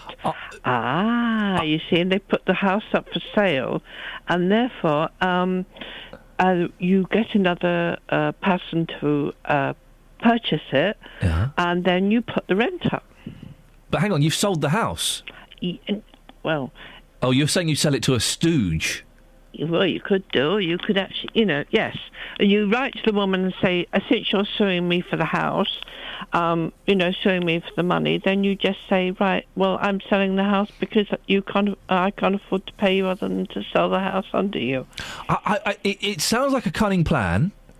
It also sounds vaguely illegal. I don't know what the laws on this are. No, but I mean, just say if you put the house up for sale because the woman wants to, it doesn't have to sell straight away, and you inform the council you're putting it up for sale because she's suing you. I mean, to say, and they have to go to her out to have the place. But then when they find out that you haven't sold... No, but you can sell. You can? Yeah. But to whom? To anybody who wants to buy it. But I don't want to sell my house. I want to rent it out and have that as an income. Yeah, but you can. Yes, but then you've got the money. You've got the money for the house. But I don't want the money for the house. I want my portfolio of properties to expand. Do you see? This, listen, I don't have a portfolio. I understand that. It seems a rather drastic... You can. Yes, but that's the only way you can actually get out of these things, because obviously the council want your house, and if the person won't get out, or the person she's having problems getting her out, then the only way is to put the house up for sale. Barbara, I appreciate you obviously given that some thought. I'm guessing she reads a lot of Miss Marple or Agatha Christie, because it's a very devious mind there, Barbara. It seems a lot of hassle just to get rid of someone. And it still means you've got maybe 2, 3, 4 months when the house is on the market where you're not getting your money. Steve's in Luton. Good morning, Steve. Hello, morning. Steve, what can I do for you? Yeah, I do think there's a bit of discrimination against people on the social or even working class people when you're looking to rent a property. If you look in the Herald and Post, one of the adverts will say professionals only, which to me is people who work in offices. They don't want like builders or other people renting the property out. I might be wrong, but they say professional. Also, it says no DSS. I mean, that's discrimination on a financial or whatever reasons people have got these landlords. They've obviously had bad experiences, but it's still discrimination. Why are they tarred with a different... look, people on the dole or that are non-professionals are either scumbags or can't look after a house or something like that. And it's blatant. But we're hearing stories, Steve, about landlords who are having a tough time with people on benefits, not getting paid their money, being owed lots of money, and then quite often the tenant will say, is being told by the council, look, we can rehouse you, but you need to be evicted. Now, for a landlord to evict someone, it takes months, and it costs a lot of money. That's not fair, is it? Well, I mean, it is a complex... But that's not fair, is it? Why should I, if I'm renting to you and you're signing on, why should I lose 3, 4, 5, 6 months' rent and have to pay to go to court to get you booted out? But why is the money gone... Why is their money gone down or whatever for paying... Why is their money for the social gone down? It's not my problem. I'm a landlord. I'm a small businessman. I'm just asking a question. What reason? I mean, surely... either the council should either help. I mean, it's a complex issue. It's something that's out of my thing. Well, it's something out of your remit, really. It is complex, Steve. Yeah, but again, if I'm the landlord, I don't care. I want tenants that I know will come in, will respect my property, and will pay me every month. Yeah, that's fair enough. But people do get on hard times. They can either lose their jobs or the benefits being cut for whatever reason. Get out of my property, Steve, now. Yeah, well, that's wrong because... Get out now. You've not paid me. Get out. You got no chance. I'll break the doorways up and all the windows. You won't be getting in. Exactly. Anyway, there's got to be a fair line because at the end of the day, you've got to give people a bit of time to obviously reorganise and find another place to live. Steve, thank you very much indeed. What a delightful laugh you have. The laugh of a maniac. Thank you, Steve. What do you think to what Steve said? It's discrimination. You can't discriminate against people just because they're signing on. I tend to agree. Of course you can't. You shouldn't. I need to speak to someone who's got just normal tenants in and has had problems with them. How easy is it to evict those people? 08459 455 555. Now, this morning, we've been asking what puts you off people. Opera beauty Catherine Jenkins has revealed she sleeps with her eyes open. To be honest, she wouldn't get a look in. I know she's hot, but as soon as I found that out, I'd be... Oi, Catherine, get out. No, seriously, not waiting till morning. Put your clothes on. Out. You agree with me, don't you, Justin? Absolutely no chance. None of that business. Jenkins, Get out now. I'm not. You can On call your way, girl. You can call a cab from the street. Pop it. On the front page of the Mail as well. I mean, Catherine Jenkins, I've got to be honest, Ian, nothing would put me off Catherine Jenkins. She is absolutely gorgeous. She's worth millions of pounds. And the key thing, she is a Luton Town supporter. Oh, for goodness She sakes. is, absolutely true. She was a primary school teacher in Luton, and what she used to do when she used to do a lot of these sessions, let's say, in Wales at the National Stadium there, when she was performing the song, she would always try and mention Luton Town. She is a Hatter. So what could possibly put me off Catherine Jenkins? Has anything ever put you off, a girl, and you've had to dump them because of something? Yeah, do you know what? Mobile phone obsession. It always gets on my nerves, that. Really? Do you know what I mean? I'm in front of you. Why do you need a mobile phone? I am your entertainment. I am here for you. Yeah. Is that the only reason you've dumped? I'm here for you. Is that the only reason you've dumped someone? No. Somebody said to me once, they came round and they looked at my CD collection and they started laughing at me because it was in alphabetical order. Oh, no. And I said, what? And she goes, well, you're a bit sad, aren't you? You've got your CDs in alphabetical order. And I said... Jenkins, okay. out. I said, listen, you're a nice girl. Yeah, quite funny, but this has got to end now. This has got to end. I can't have you laughing at my music collection. Go on your way. My CDs are in alphabetical order. Because we're normal people. We're normal, organised, sane people. Do you do the artists in alphabetical order or the albums? I do the artists, Yeah, of and course. then I have different sections for soul. Got a soul and Motown section. Got a punk section. It's in great order. I bet Why your would 80s section is massive. It's absolutely Got an huge. 80s But room. why would you laugh at that, Ian? No, you should have. Because listen, if I want to find the Beach Boys, I go to the top left. If I Yes. want to find Frank Zappa, I go to the bottom right. I know where everything is. It's not rocket science. Ladies, if you're laughing at our collection, seriously, you need to look at yourselves and look at yourselves seriously. Now, Justin, you've been speaking... Look at yourself, seriously! I just heard that. You've been speaking to the good people of Beds, Hearts and Bucks about what puts them off, haven't you? I have. I've been asking that very question. What might put you off? And here's what people have had to say. What would put me off somebody? Smell. Ladybo. Ladybo? Lady body odour. Yes. Smell. Yes. Yeah, definitely. Have you come across that problem in the past? You come across it all the time down here. Come on, sir, let's put it out there. What would put you off? I think if she hadn't brought her around the night before in the bar, I think it's the equality. I think everybody should pay their fair whack. If I particularly loved that man, it would take a lot to put me off him. Is there something that might push you over the edge? A bit of snoring, maybe? Well, my husband snores and we've been married 35 years, so... You're just too nice, aren't you? No. Well, ask him that. Thank you very much. You're welcome. Morning, madam. What would put you off a man? No comment. How can I help? Intercom, man. It's pretty quiet on the streets this morning. One quick question. Catherine Jenkins, the singer, she sleeps with her eyes open. What would put you off? If she snored, it kept me awake. And your current partner, does she snore? No. But if she did, would you dump her? I wouldn't say that, no, because I've got 3 kids with her. But it would certainly get on your nerves. It would, yeah. Okay. Intercom, man, you've been very open this morning. I appreciate your time. Thank you. Yeah, bad breath, yeah. Have you come across that in the past? Not really, no, but it's, not the sort of thing I like anyway, so... I don't think anybody does, do they? No. So you do maybe a little sniff test, and if she passes, you'll carry on that relationship? Yeah, fair enough, yeah. Well, there we go, Justin. Lots. I like the gentleman who said, if she hadn't brought her around the night before. The implication being there that she could spend the night and then he'd dump her. Yeah. It's a fantastic answer. He was straight out there saying, listen, if you want to be equal, you've got to get that round in the night before.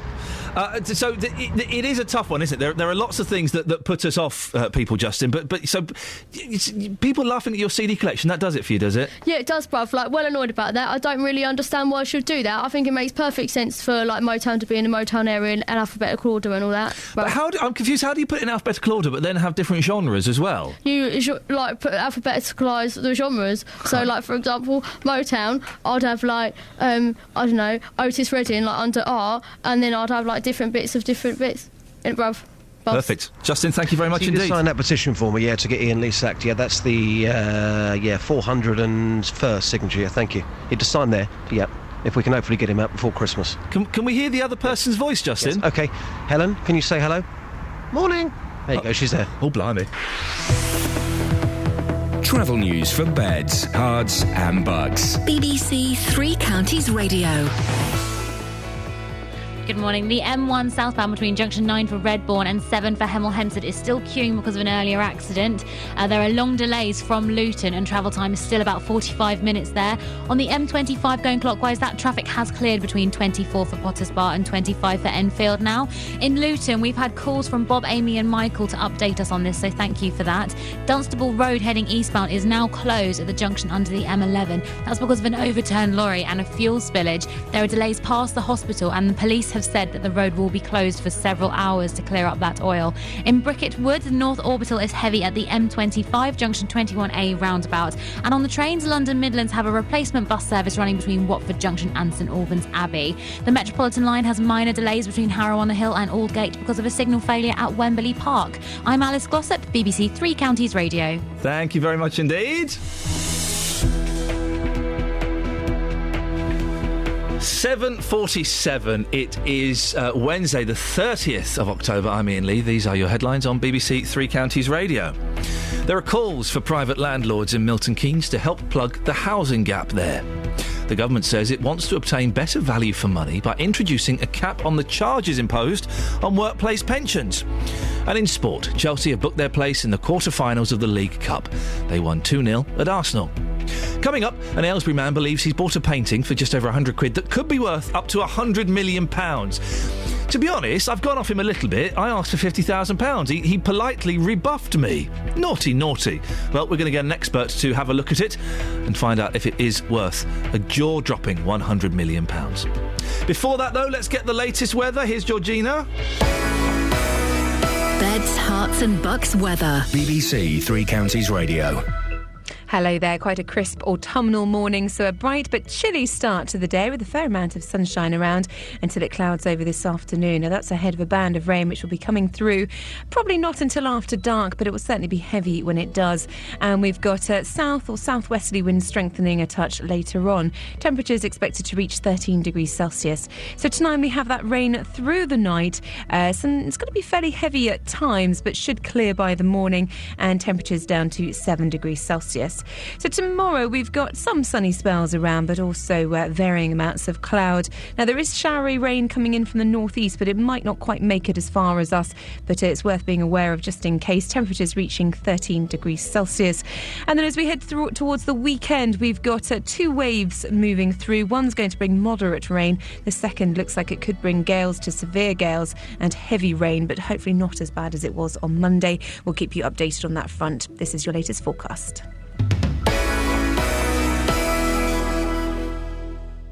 Every weekday from 12, Nick Coffer brings you... Going from the Saint to Bond was rather like a diamond being put into a much more expensive, intricate setting. I believe women have affairs because they seek love and affirmation. So, my marriage went wrong and I had an affair, but I would not have done that had I not been unhappy, I think. I left school wanting to be a magician, but my mother wouldn't let me because my Auntie Maureen was in show business and she was a naughty lady. Nick Coffer, weekdays from 12 on BBC Three Counties Radio. So, housing lists full to bursting across the country. We all know that. We do stories on this quite often. But Milton Keynes have come up with a way to sort the problem out. They want to plug the gap with private landlords. So if you've bought to let, Milton Keynes are urging you to get in touch so you can work in partnership. Now, it sounds like a public-spirited, fair thing to do, but could you live to regret it? We're hearing stories today from people who have had tough times with tenants who are on benefits. Can be quite tricky. If you've had good times with if you've had good experiences with tenants who are on benefits, do give us a call as well. 08459 455. Andy's in Luton. Good morning, Andy. Yeah, good morning. Andy, you're a landlord, are you? I am. Yeah, I own a property in Plymouth, which I bought specifically to rent out. And you've been renting it to people on benefits, have you? Well, rented it to a disabled lady who was recommended to me. I've never actually received any money from Plymouth Council through the benefit system. Hang on a second. So, how long has this lady been in the property? 2 years, 4 months. 2 years, 4 months. Yep. And have you had any money in that time? No, well, I don't get any money from her. I've put lodgers into the place, but the lodgers, basically she irritates the lodgers, and in the end they leave anyway, so I'm only getting intermittent income from 2 lodgers. Have you spoken to this woman? Yeah, I've spoken to her loads of times. I ended up going through my lawyer, but I tried to evict her, and she got a charity called Shelter involved. Right. And I just don't have the money, because I'm not getting any very little money from the house. I don't have the money to be able to fight. Well, to follow it through. It's an expensive business. So you've spoken to her personally. What did she say to you the last time you spoke to her? She's all very nice, but she says, I can't be made homeless. She says that the council won't rehouse me. She said because if I leave your house, I make myself intentionally homeless. She says I'm stuck here. I'm not going. And have you spoken to the council about this? I spoke to the council, and they say, yeah, that's okay. If she leaves there, she makes herself intentionally homeless, and they won't offer her anywhere to live. We've been told that what you need to do is you need to evict her. That's the only option open to you. But I suppose if Shelter are getting involved, that makes it harder, does it? Yeah. I mean, I've had various meetings. I mean, the reason I've got lodgers in the house is because in fact, they are actually tenants. They're not lodgers; they're tenants. Was because I went to a meeting with Shelter, and I said, "Can I have lodgers?" And the lady said, "No way, I'm having lodgers in my house." Oh dear. Andy, listen, that's a depressing. 2 years, 4 months. He's had no money from her. Now listen, I feel sorry for the woman. No, hang on a second. I don't feel sorry for the woman. She's had a free house for 2.5 years. 08459 455 555. Now, an Aylesbury man believes a painting he bought for just over £100 could be worth up to £100 million. Rad Novakovic believes the painting, which he picked up at auction 4 years ago, could be one of Edward Manet's last works. Did I say that properly, Catherine? Because you're a proper art student, aren't you? Manet, Edouard Manet. Edouard.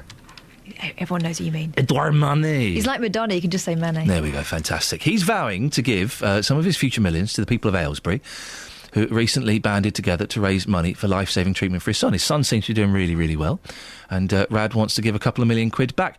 Now, Rad just spoke to us earlier on. He's joined us on the line now. Morning, Rad. Good morning. I really hope this is it, because wouldn't this be a fantastic story? Absolutely wonderful. You've shown it to the experts before, have you? And yes, I have. Has anyone agreed with you that this is a Manet? Yes, I've had a few people who've agreed with me. Unofficially, they can't come out and say it because it requires further investigation. Right. The facts I have are quite incredible. The problem is one has to be very careful how you publicise it, because there are unscrupulous people out there. And ideally, what I really need is I need to talk to the real professionals, because one professional I spoke to, he said, you're going to have a pretty hard time, because it's like dropping a pebble in the pond. You'll have to rewrite history if this is proven correct. Well, Rad, listen, you're being a very good sport this morning, and you're on the line now. We've got eminent art critic Estelle Lovett. Estelle, always nice to talk to you. Thank you for joining us again. Pleasure. Now, we have to just be straight here. You haven't actually fingered the picture. You have seen a photograph of the picture, haven't you? Yes, I mean, I'd like to see more details of it, and, from the bottom of my heart, I sincerely hope that, Rad, your painting is real, especially for the future of your son. But looking at it, I was a little bit surprised, because I didn't think quite that the palette or the brushstrokes matched up. But I mean, I'm not the expert or the experts that Rad spoke to. So what makes you think? Let's start with the negative first, Estelle. What makes you think it isn't a Manet? Just that comparing it to some of the late Manets that he painted just before he died, when he was 51, it didn't seem to have the throw forward or the knock-on effect of Impressionism that he so inspired. He was not an Impressionist, but he so inspired it. And the brush marks aren't as lively or as fluid or as frequent, and the colours aren't as bright. But, I wish Rad and all the best, obviously. Could it be that Manet was experimenting or having an off day or something? Maybe he had a bit of a hangover, and he wasn't quite up to scratch on this. Well, that's always possible. Artists are frequented by hangovers, but when I looked at it, I thought, oh my goodness, is this a Braque? But then I looked at the dates, and Braque wasn't born until 1882, and then I thought, oh, is this a Chagall? And Chagall wasn't born until 1887. So, if Rad is saying that it's a Manet, the dates fit, but I think that, well, I wish him all the best, but I'd like to see some more of the painting. You're not buying it. See it from a photo. Well, I personally am not buying it, no. He paid 110 quid for it? Yes. Is it worth it?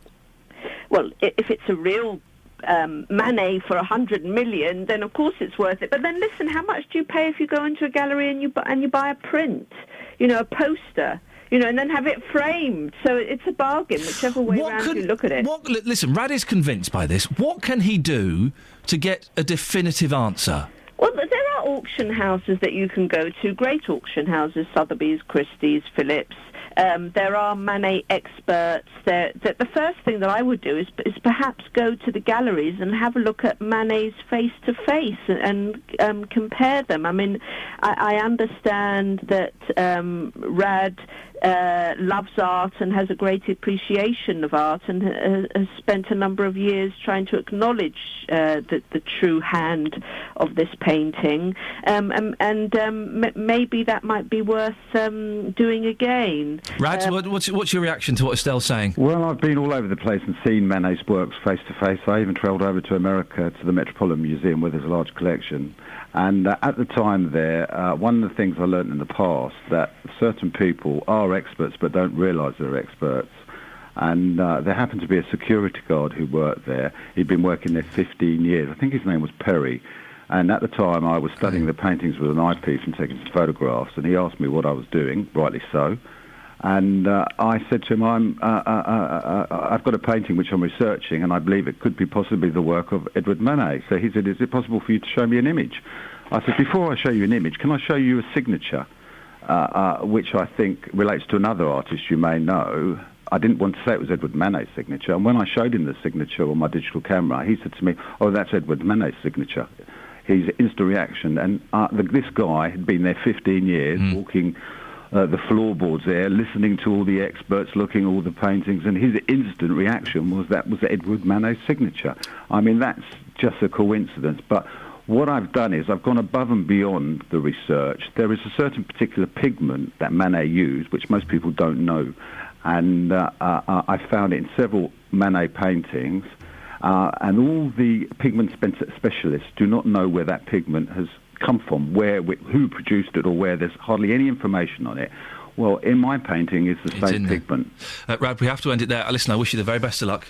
Do keep us informed with how that goes. Fascinating story, and if Perry, the security guard, believes it. Go to the Facebook page, have a look, facebook.com/BBC3CR. Let's get the travel now. Here's Alice. Travel news for beds, cards and bugs. BBC Three Counties Radio.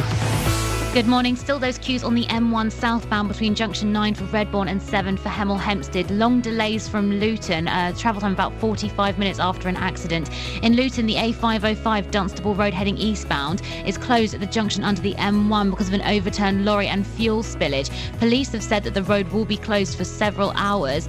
On the trains, London Midland have replacement bus services running between Watford Junction and St Albans Abbey because of a fallen tree. That's until Thursday. This is Alice Glossop, BBC Three Counties Radio. Thank you very much, Alice. What puts you off? People, partners, boyfriends, girlfriends. 08459 455 555. Take your calls on that and more after the news with Barry Caffrey. Local and vocal across beds, hearts and bucks. This is BBC Three Counties Radio.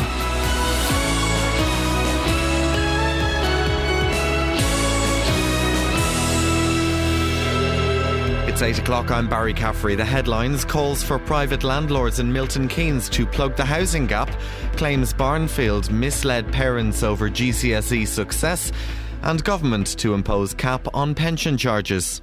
BBC Three Counties Radio. Milton Keynes Council wants more private landlords to offer homes for rent in an attempt to end the housing crisis in the new city. The authority is currently housing 42 families with children in B&B accommodation for longer than the 6-week legal limit.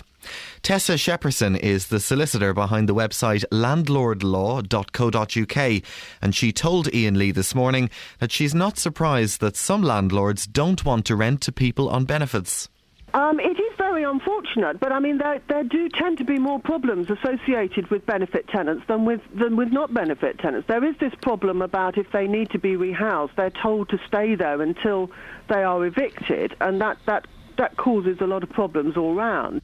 The Barnfield Federation, which runs a number of colleges and academies in Bedfordshire, is being accused by a parent of suggesting one of its students did better in her GCSEs than she actually did. I was under the impression that she got no A-star to C grades in her GCSEs. Yep.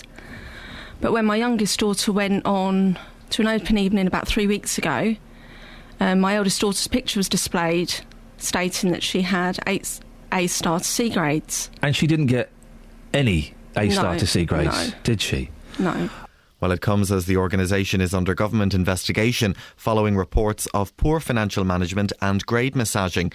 Barnfield say there was never any intention to mislead pupils or parents, and the culture of imprecision is going to be stamped out. A businessman from Luton who fled to Pakistan after being charged with a £1.2 million tax fraud has been found guilty in his absence. Mohammed Farouk from Old Bedford Road had failed to make VAT payments and income tax payments for more than 11 years. The 53-year-old was found guilty of 2 offences of cheating the public revenue. The government says it wants to obtain better value for money by introducing a cap on the charges imposed by workplace pensions. Some employees who contribute to a scheme can end up paying hundreds of thousands of pounds in charges and fees over a lifetime. In sport, Chelsea are through to the quarter-finals of the League Cup. They won 2-0 at Arsenal last night. Stoke booked their place, beating Birmingham 4-2 on penalties. And Leicester City caused a shock as they beat Fulham 4-3. And the weather: after a cold start, there will be long spells of sunshine across most parts of the 3 counties. The winds will be light at first, but the southerly breeze will gradually develop during the afternoon. Maximum temperatures today of 13 degrees Celsius, that's 55 degrees Fahrenheit. Get the latest news and sport online at bbc.co.uk/3 counties.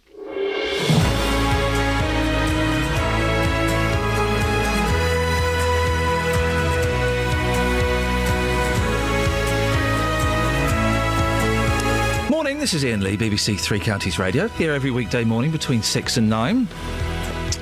Lots coming up in the next hour of the show, including calls for private landlords to plug the housing gap, more on claims that Barnfield misled parents over GCSE success, and, well, Justin Dealey has really taken the last half an hour to heart.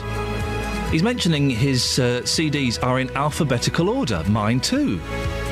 He once dumped a girl because she laughed at his CDs. Would you laugh at CDs in alphabetical order? There's nothing wrong with that, is there? Facebook.com/BBC3CR. Send me a text, 81333. Start your text 3CR, or you can give me a call, 08459 455 555. Across beds, hearts and bucks. This is BBC 3 Counties Radio. Before we go any further, we've had a call from Robert in Gravenhurst. Good morning, Robert. Good morning, Ian. Robert, why have you called in this morning? Well, I'm worried because I've been put in poverty, Ian. You've been put in poverty? Yes.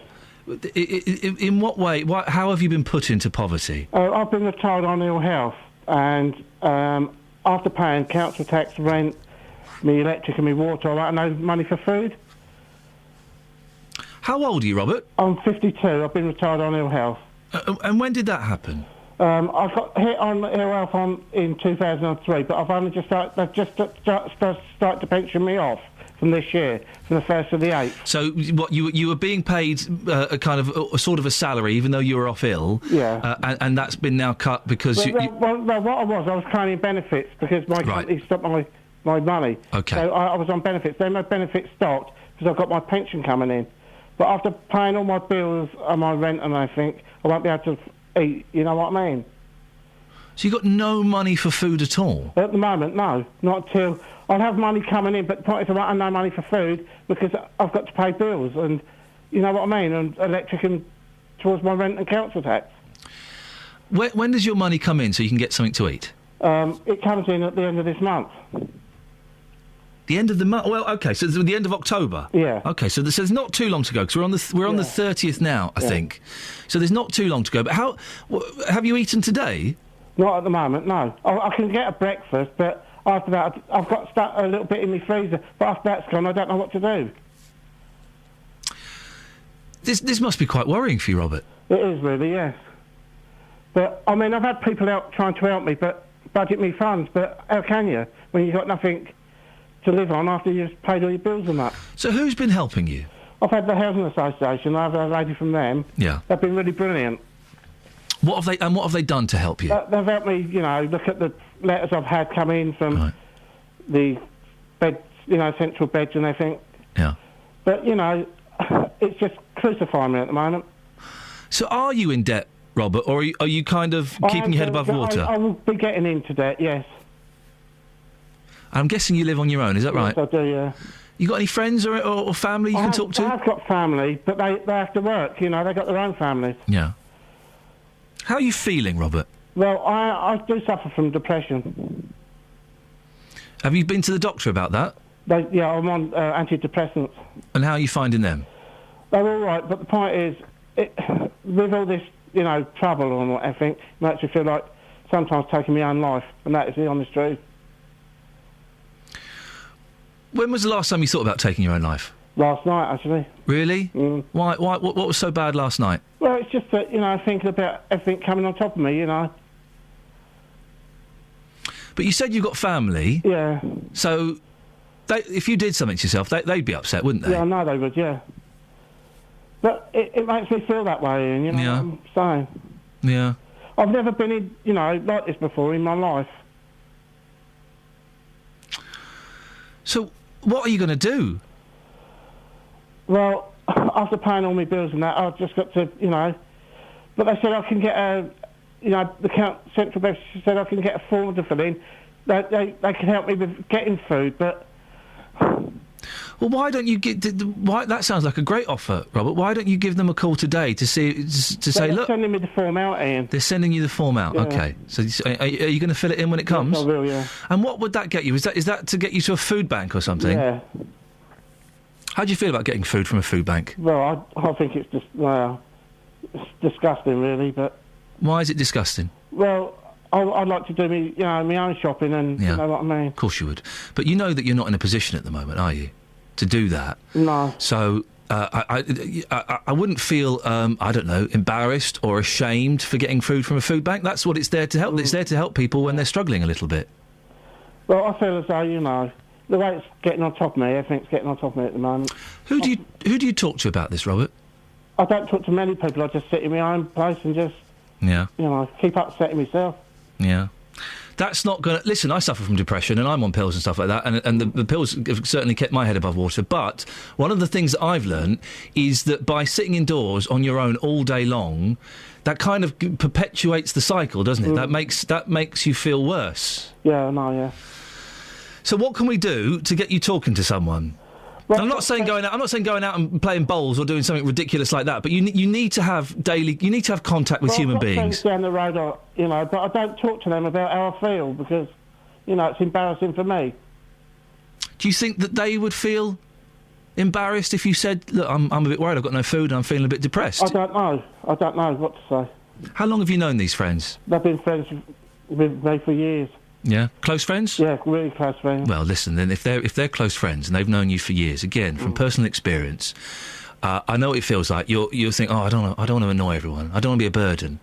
But if they've known you for years and they're close friends, they will really appreciate you being honest and being able to tell them that you're struggling a bit. Yeah. Listen.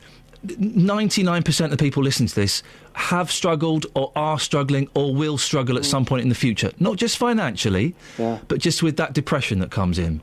A lot of people get it, and there's nothing shameful about asking people for help. Well, since I've I'll tell you when my depression started. It's when I lost my parents in 2005. Yeah. And, you know, but this is the last straw, you know. I feel this is tipping me over the edge a little bit. Did you lose both your parents in 2005? Yes, one after the other. Yeah. Within 2 weeks of each other. Oh, mate, I'm sorry. It's tough, isn't it? Yeah. It's really tough. But, you know, I speak to my older brother on that, I mean, but he says to me, you know, how are you supposed to live? He understands the way I am, you know. Yeah. What do you mean, the way you are? The way I feel, Yeah. you know. So you speak to your brother about it? Mm. Where does your brother live nearby? No, he lives right in Luton. Right. What are the chances of going to stay with your brother for a weekend? I don't know. I'll have to ask. Gravenhurst to Luton, it's not that far. I'm sure with a few buses and a little bit of working things out, you could do it. Mm. And it might just be nice. Does your brother live alone, or has he got... He's got family. Well, you could, at the very least, you could say to him, look, any chance I could just come over Saturday night and just sleep over Saturday night and have breakfast with you and the family? Yeah. Because that would be kind of nice. That would make you feel... It would, yeah. It would be nice, wouldn't it? And I'm sure if he's is he a good brother? He is, yeah. Yeah? Yeah. Do you love him? I do. Yeah, and he loves you? Mm. I'm sure he'd love you to come over for dinner on Saturday night, breakfast Sunday morning. Wonderful. Yeah. 2 good meals. Yeah. It doesn't solve the problem. No, I know. But it moves things along a little bit. Ring, you know. What can I do, Robert? I don't really know, but I just wanted to chat, actually. Yeah. Yeah. Because you're obviously reaching out for something. Yeah. Is it just the loneliness? It's the loneliness and, you know, struggling, you know. Yeah. Well, listen, you can give us a call any time you want. Okay. That's an open invitation. We might not always be able to put you on air, but you give us. We'll try to when we can. If the show's not, you know, sometimes we're a bit busy, but you can give us a call any time you want. Okay, thank you very much. And also, don't. How do I say this without sounding patronising? There isn't really a way of saying this without it. Don't do anything stupid, because you've got your brother, you've got your friends, you've got the fella that lives up the road. Yeah. They would be devastated, wouldn't they, if you did something?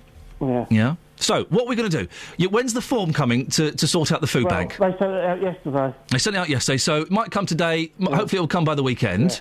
Yeah. Do you think you'll be able to fill that in yourself? Yes, I will, yeah. You can do all that? Yeah. Right, fill it in. Well, thanks, Ian. Put your, your pride and stuff to one side, because what you want is you want some stuff in your cupboard and your fridge. So, fill it in. Have you thought about... And these aren't for everyone, and don't take this the wrong way. Have you thought about calling up someone like, I don't know, the Samaritans? I haven't, no. Because they're not just there to stop you jumping off a bus, off of a car park or anything. They're there, they'll just chat to you. Okay. So if you're feeling really lonely, it's sort of, for me, it was always about 3:30 in the afternoon. Yeah. When it would kick in. If you're feeling lonely at 3:30 in the afternoon, you can give them a call. Yeah, okay. And just have a chat. Yeah. And just say, I'm feeling a bit lonely. Okay, thanks, Ian. Robert, can you do me a favour? Yeah. Give me a call tomorrow. All right. Where are we now? It's Wednesday today. I'll speak to you tomorrow. All right, thanks, Ian. Cheers, mate. Thanks, bye. Ta-ta. There we go. Bye. Well, there you go. You see, that's Robert in Gravenhurst. He's having a rough old time, isn't he? 08459 455 555. I don't want to make this let's all phone in and help Robert kind of thing, but if you've got any practical suggestions or solutions, I don't want to sound all patronising either and all let's, come on, Robert, cheer up. But if you've got any practical solutions, maybe you've been in a similar situation as Robert, and it was all a little bit bleak, and you've managed to come out the other side. What did you do? What else can you do? Do give us a call, 08459 455 555. Well, hopefully we'll speak to Robert again tomorrow, just to make sure everything's all right and that he's keeping his head above water. And maybe we'll come up with a few more suggestions as well. I think he should definitely go back to his doctor. I didn't mention that. We'll speak to him later and we'll have a chat. Facebook.com/BBC3CR. You can send me a text, 81333. Start your text 3CR. Or you can give me a call, 08459 455 555. It's coming up to 8:15 on BBC Three Counties Radio. Let's get the travel news now. Here's Alice. Travel news for beds, cards and bugs. BBC Three Counties Radio. Thanks very much. On the M1 southbound between junction 9 for Redbourne and 7 for Hemel Hempstead, that is finally starting to clear a bit. It is slow because of an earlier accident. Congestion back to the Toddington services with a travel time of about 35 minutes.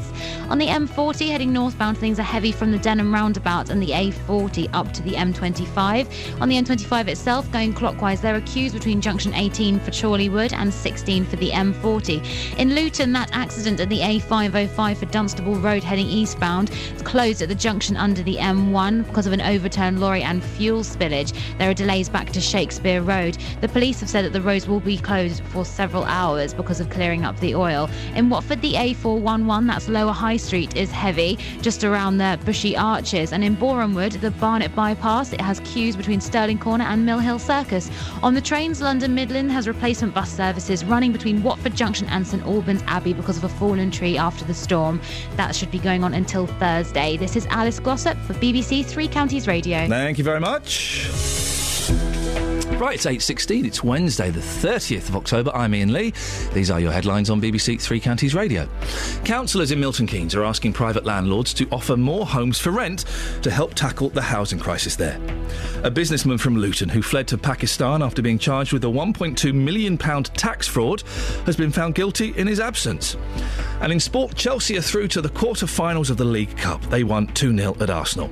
Weather, a cold start to the morning, but it'll be sunny later with maximum temperatures of 13 degrees Celsius. Coming up, more news on the organisation which runs a number of colleges and academies in Bedfordshire. BBC Three Counties Radio.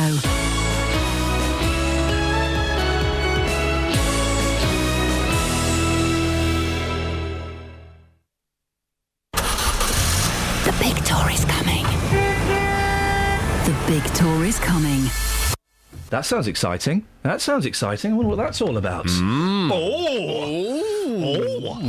Jonathan Vernon-Smith is here wearing a scarf. It's cold. It is cold today. Isn't it chilly? I had my heated seats on this morning on the way in. First time this year. In your car? Yes. Oh, God. They give you piles.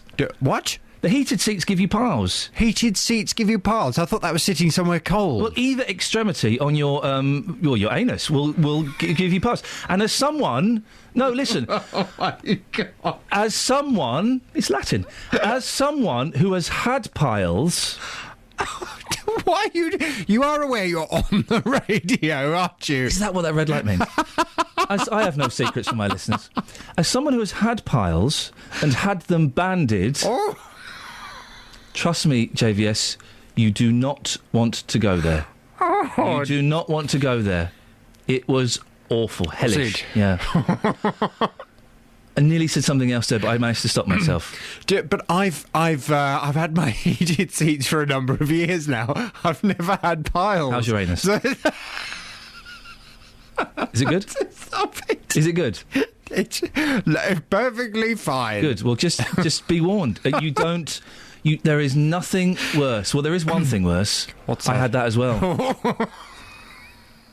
I did. Did you?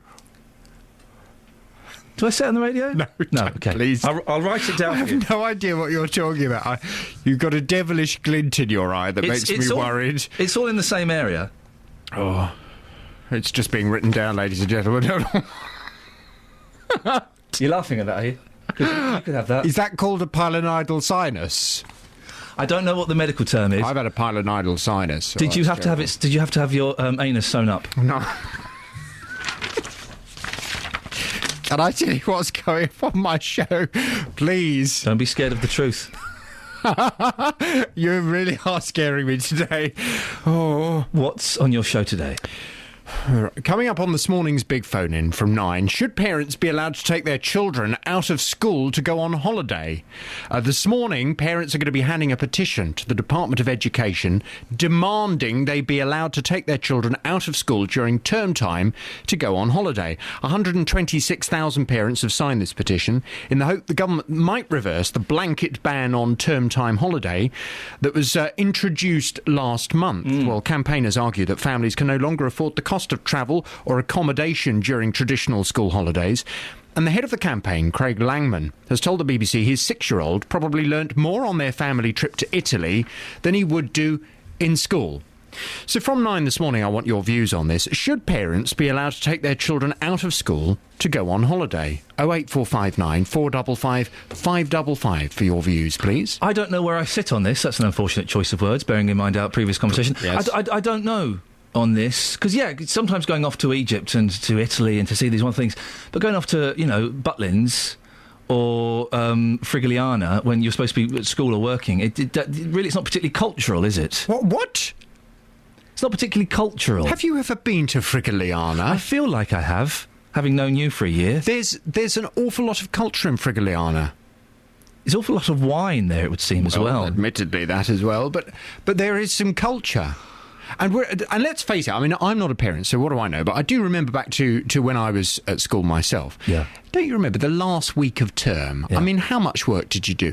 It used to be at my school, particularly junior school, it was all about helping the teacher take the board down and clearing up the classroom. Don't you remember? You never did anything. Bring your toys in on the last day of term. Exactly. Yeah.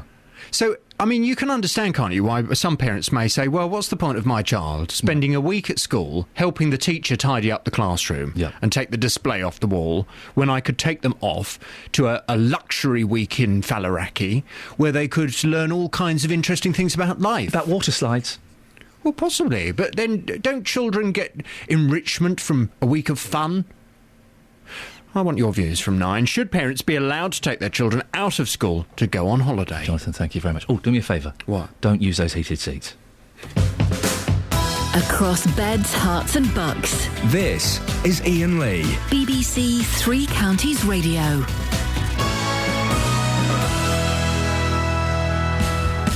On FM, AM, online and digital radio. This is Iain Lee. On BBC Three Counties Radio.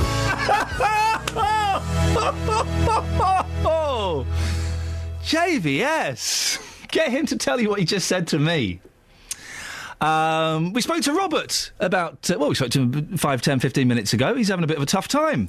52, he's can't work because he's ill, and he's not very happy, and he's feeling a little bit worried about where that unhappiness might lead him. Stephen the Meltman's online. Morning, Stephen. Hello again, Ian. How are you? Yeah, I'm fine, thank you. I'm a little bit. I'm trying to think of the right word. I'm slightly concerned about Robert, who we spoke to earlier. I'm sure he'll be fine, but just things like that make me, feel a little bit sad. Me too. Me too. I mean, I don't think it's right that blokes should suffer like that. And I mean, if there's anything I can do, I mean, in any little way, I can give him a couple of pints of milk all over bed or something like that, just to keep him going. Could you heat his milk bottles for him? I can do that, yeah. Would you seriously? Listen, I don't want this to turn into a kind of charity case for Robert, because he deserves more than that. And he's obviously got pride. But a couple of pints of milk and a loaf of bread, you'd be all right with that? Yeah, no problem. I thought the best way to do it is if I could leave some at the depot, if Justin could pick it up from there and take it around to him. We will sort something out, Stephen. Listen, go speak to Catherine. You're a top bloke. Thank you. And I don't want this to turn into a... let's all rally round. But it just makes me sad. And there's something bigger in this, isn't there? It's men... Is it men of a certain age? Maybe... I don't know, maybe it affects men more. I don't know, this loneliness and this depression. Maybe it is women of a certain age as well. You're right, Catherine, there is a pride thing about going to the doctors or going to your brother or going to your mate and saying, do you know what, I feel flipping miserable. Thought about topping myself last night. That's how bad it is. It's hard to say that, isn't it? Maybe we'll have a look into that at a later date. 08459 455 555. Now, Milton Keynes, like many places at the moment, is struggling to cope with the number of people on its council house waiting list, which is why it's urging private landlords to help plug the gap. Trouble is, there's a real reticence to let people on benefits take these places. We've heard a few horror stories this morning to suggest that when the deal goes sour, it can go really sour. Well, earlier this morning, we spoke to solicitor Tessa Shepperson. It is very unfortunate, but I mean, there do tend to be more problems associated with benefit tenants than with not benefit tenants. There is this problem about if they need to be rehoused, they're told to stay there until they are evicted, and that causes a lot of problems all round. Well, Edith Ball joins me, the councillor in charge of housing in Milton Keynes. It can be unfair on the landlord, the system, can't it, Edith? It can indeed, yes. Which is why we've put out a letter to a number of big private landlords in Milton Keynes and rental agents to see what if anything, we can do to assist, because we do need more private rented properties. I guess the thing that we're hearing is that councils are advising tenants on benefit that if they want to be rehoused, to stop paying their rent and wait to be evicted. Yes, Is that advice that Milton Keynes Council would give to tenants? Well, I think it's general advice that all councils give, because clearly they've got a homelessness problem. They don't want to make it worse by even more people landing at the door to be housed. So, but I recognise that is not really very helpful, and I want to try and turn this around. So we've written to landlords and rental agents, a few big ones in Milton Keynes, and asked them to come to the council. I want to listen to them to see what we can do to improve the situation. We do already have around 300 houses, actually, that are accessed from the private sector to help us, but I need that to be a larger number. And how many of those tenants have the council advised to not pay their rent and wait to be evicted? Well, this is an interesting thing. It's only in a very few cases where we have an issue, but of course they're the ones that hit the news. Well, they're also the ones that affect small landlords, that affect their pockets. So you can see why landlords would be reluctant if there is a chance that the council, who want them to rent out these properties, would then at a later date say to the tenant, don't pay your rent, wait to be evicted. Absolutely. Well, now, we already do actually apply a lot of monies in to help private landlords in terms of rental guarantees, but what we tend to do is we put the guarantees in at the front of the process, so 3 months rent in advance. But what I'm hearing from the landlords is the big problem is at the end of the process, when occasionally they get a bad tenant, then it can take up to 4 months to evict. And they lose 4 months without any rent, yes. plus expensive legal fees. Yes. So what I want to do is look at, to make sure we're actually applying the monies that we do apply. And I've said before on the radio, we have nearly £2 million worth of funds to help on homelessness. I want to make sure we're applying it in the best way possible. I'm not convinced we are at the minute. So I want the landlords and rental agents to come in, and hopefully it's going to be next week, to talk to the council and see what we can work out together. So would you, with that £2 million, would you, for example, pay the landlord's legal fees if they had to evict someone? Well, anything's on the table. I want to listen. I'm not going to prejudge any situation. I want to listen to the landlords and agents and see what solution we can put together. But I am convinced that because of the amount of money we already place into that process, there is going to be a solution in here somewhere. If I could just get another 50 houses, it would help enormously. And the bed and breakfast situation is improving. We're now down to 73 from 93, which is good. If I can get 50 houses, then I can shift that number significantly downwards again, which is what I want. If landlords want to get involved, Edith, how do they make contact? Well, they can contact the council. I can, if they go onto council's website, there'll be a telephone number they can ring. Yep. But what I want to do first is, these 9 that we've written to, I'd like to hear from them first. And then we do have a landlords forum in Milton Keynes. We meet regularly with landlords.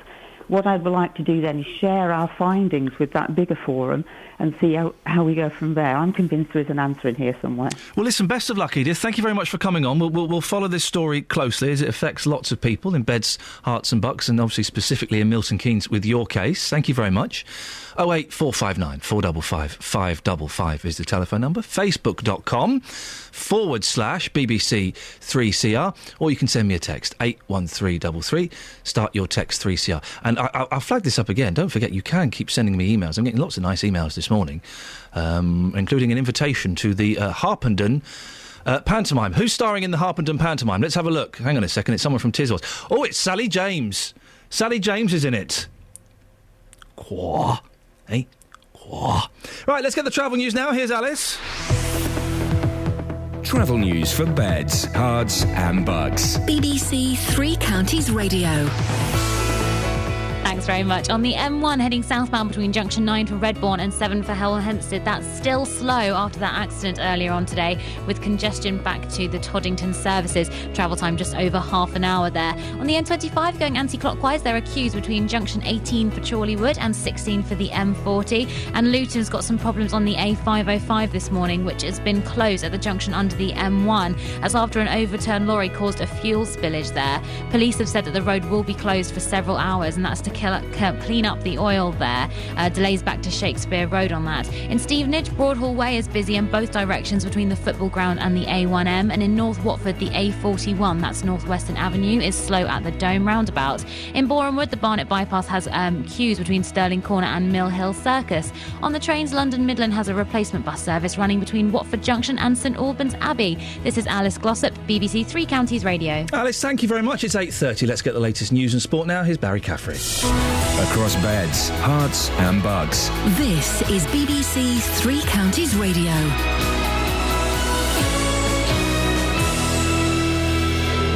It's 8:30 here. The headlines. There are calls for landlords in Milton Keynes to rent out more private homes to plug the housing gap there. At the moment, 42 families are being housed in B&B accommodation for more than the 6-week legal limit. A parent has described how the Barnfield organisation misled people into believing her daughter got better GCSE results than she actually did. Barnfield say there was never any intention to mislead people.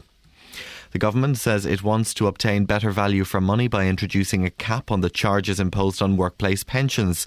Some employees who contribute to a scheme can end up paying hundreds of thousands of pounds in charges and fees over a lifetime. And the weather after a cold start to the morning, there'll be long spells of sunshine. It'll be relatively windy today with a southerly breeze. Maximum temperatures of 13 degrees Celsius. That's 55 degrees Fahrenheit. Three Counties Sports. BBC Three Counties Radio. Arsenal failed to reach the quarter-finals of the League Cup. They lost 2-0 at home to Chelsea. However, Arsenal's manager Arsene Wenger says it wasn't a poor performance.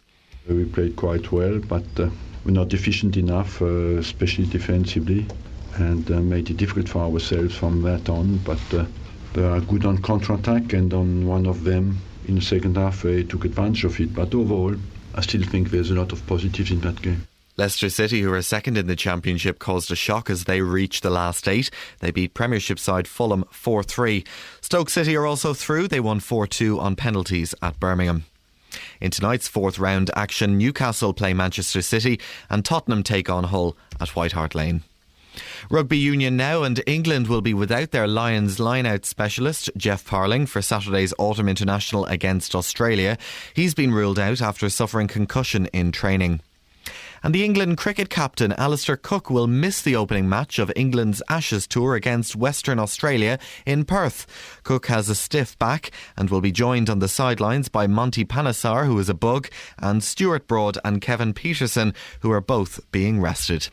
BBC Three Counties News and Sport. I'll have more at 9. Call 08459 455 555. BBC Three Counties Radio. Well, Justin Dealey earlier on, we were talking about the things that put you off people. Partners, colleagues, things like that. Things that annoy you, little things like that. And Justin Dealey once asked a potential girlfriend to leave his property because she laughed at his CDs being in alphabetical order. Wow. Well, he got quite upset. I listen, my CDs are in alphabetical order. I think it's a wonderful thing to do. I think only blokes do it. But he got quite upset by this, and he said, right, in fact, we'll go to Justin Dealey now, and Justin can explain exactly what he wants people to phone in about. Justin, you got upset about the alphabetical CDs, didn't you? So basically, right, girl comes round, yeah, I'm all like, yeah, la-di-da, like some candles and stuff, like, well up for it, well excited, isn't it, boss, you know what I mean, like? Yeah. And then she goes through my CDs, and she has a little giggle on, because they're in alphabetical order. Giggle on? Yeah, she has a little giggle on. And you want people to... You're out... You're gonna I'm outraged. You're outraged, aren't you? Yeah, mate. And you're going to go out in the streets and talk to people? I'm going to go out, get some comps, get some feedback, and then see what people reckon to, like, if they have their stuff in alphabetical order as well, innit? And do you want any people to call in on it? Yeah, if people want to call in, like 08459 455 555 and speak to me direct, that'd be great. Nice one, Justin Dealey. Thank you very much indeed. We'll get the latest on that in a bit. Just very quickly, we spoke to Robert about 30 minutes ago. Lots of you are calling with very nice offers of food and things like that. I don't think that's the way to go. So I don't want this to start in, BBC Three Counties Radio to become a depository for your leftover food and bits and pieces. Don't think we need that. So that's very kind. Very, very kind indeed. Thank you very much. But no more, please.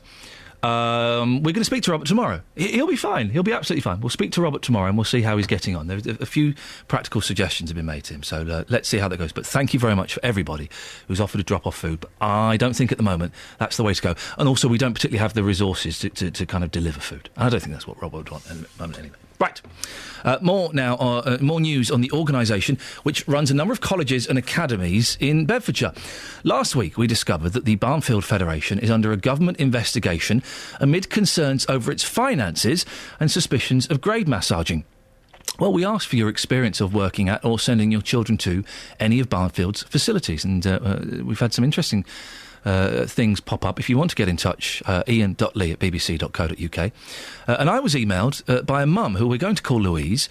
She told us she was shocked to discover one of her daughter's photographs was being displayed with the claim that she'd achieved better GCSE results than she actually had. 8 A star to C, read the sign. Louise's daughter's highest mark in GCSE was a D. She tried to set the academy straight. I went down there, yes, and asked to speak to somebody about it. Yeah. I got a phone call back, and the lady on the phone, she was quite abrupt to me. Yeah. As if, to say to me, how dare you question our results? And she told me that because Alicia had done BTEC courses, she'd done OC National courses, that the pass rates that she got in there were the equivalent to a C grade in GCSE. Well, it turns out, and I'm finding this all very confusing, that the school used her BTEC grades, which apparently it's allowed to do. So even though she didn't get any GCSEs above a D, they can kind of put the BTECs together and come up with this 8 A star to C GCSEs. I'm joined now by a retired teacher, Christine Hood, the former secretary of the Hertfordshire branch of the National Union of Teachers. This doesn't sound right to me, Christine. Doesn't sound right to me either. No, I think that sounds a terrible situation for that mother to have found out and then to have been treated in such an abrupt way is appalling. The underlying problem, of course, is league tables. Right. That is the issue, where schools, vie against each other to be in a certain division of the league tables. And I think that is what is wrong, because at the end of the day, a school can only get the results that the kids it has coming into it are capable of. I'm so struggling to understand this. So this is so they look better in the league tables. Obviously, when parents come in for open days, they go, wow, look at this, all these kids have got these great results. But it's simply not true. How does it work adding BTECs together then? What's a BTEC the equivalent of? To be honest, as you said in the introduction, I'm retired. Right. And I never had anything to do with the BTEC. Right. But I am aware that it was a way in which you do a BTEC in a certain topic, which wasn't a subject. You didn't do a BTEC in English. You'd do it in some vocational course or other. That's my understanding, anyway. And that would be counted as 2, 3, 4 GCSEs. It was a fiddle. I mean, one of the schools that did it most of all was one somewhere up in the Midlands, Thomas Telford, I think it was, which was, lauded by governments of all colours. But no, I think it's terribly unfair on the kids involved. So this happens elsewhere, then? This isn't just Barnfield. This is kind of regular practice, is it? Yes, yeah. It's like with GCSEs. When a kid starts a GCSE course, there'll be some egghead statistician in the school who will look at their past results in year 7, 8, 9 and say, oh yes, this child is predicted to get a D. We better work harder on it to get it a C. Some kid who is maybe predicted a G or a very, very low grade, they won't bother with that one. Right. So if they're on that borderline, if they're on the borderline, then they'll push harder on those children and ignore those that perhaps need help just as much, if not more. Absolutely. Isn't that sad, Christine? Absolutely. Yes. Oh, I'm glad I'm out of it, to be honest, mate. I mean, I had far better years teaching before we had national curriculum and all this league table and attainment target rubbish. But no, it is very sad. It really is. Am I right that there are changes to this system being made? Well, Gove would like to make all sorts of changes. I mean, he'd like to make academies and free schools profit-making. There's all sorts of terrible things in the pipeline, particularly if this lot get back again. But no, it's not always education. They're trying to make education a business. Barnfield Federation sent us a statement. They said there was never any intention to mislead parents or pupils. The Star Achiever Board, there's a horrible phrase, was intended to give pupils confidence in their achievements. This culture, and this is how they describe it, this culture of imprecision is going to be stamped out. A culture of imprecision. Well, it's I don't know what that means. No, that means nothing. Imagine if you were doing an exam and you were imprecise. Well, then you'd get told off or marked down. Absolutely. Yet it seems acceptable for this school and other schools to employ this imprecision and fudging. Well, one of the other aspects, of course, you've got to be aware is that the whole Barnfield Federation Academy is an academy, and there's very little accountability with academies. You know, when they have local authority schools, you can complain to the local authority, where you've got people who are genuinely interested in education, not profits. The whole academy and free school system is a nightmare. So you're right. Hang on a second. If I've got a kid in an academy, who do I complain to then? The company that runs it? Yes. Well, the academy itself, or else you have to go to the Department for Education in London. You can't go to your local authority anymore. Christine, it's fascinating. We'll talk about this again. It's always nice to have you on. Thank you very much indeed. That's Christine Hood. She's a retired teacher, the former secretary of the Hertfordshire branch of the National Union of Teachers. Don't forget, if you've got any experience with Barnfield, big or small, whether it's working for them or sending a child or a grandchild to one of their schools or academies, do send me an email. Iain.lee@bbc.co.uk. And also, you might want to speak in defence of them. You know, I want to get both sides of the story. While we're waiting, I think we've got another 4 or 5 weeks for the two government bodies to do their investigations into alleged grade massaging, alleged slightly financial impropriety, all these alleged bullying, all these slightly different things. But if you've got a story, good or bad, Iain.lee@bbc.co.uk. Craig's in Stotfold. Morning, Craig. Morning, Ian. Craig, what have you called in about? Well, your researcher just phoned me regarding my DVD collection. Oh, yes, you texted in, didn't you? And this is because of Justin Dealey and I both have our CDs in alphabetical order. Do you do the same with your DVDs? I do. It's the only way forward, you know where they are. If ever one goes missing, you sort of know where it is. It's just life. Have you got a wife or a girlfriend or a partner? Wife. Right, OK. What does she think when you do that? It was her idea. Oh, really? Because I was about to say, this to me sounds like a bloke thing, but it was her idea to do it. Oh, yeah, she's just, everything has its place. Yeah. And I totally agree with it. It looks totally neat, it looks far neater. Here's the thing, Craig. Do you lend your DVDs out to people? I do, but I actually write it down where I lend them. Yes! Good! I started doing this... I'm actually fed up with lending stuff and not remembering where it's gone. Listen, I started doing this. I had a little book. I had a little book. Oh, Catherine, why are you pointing at me?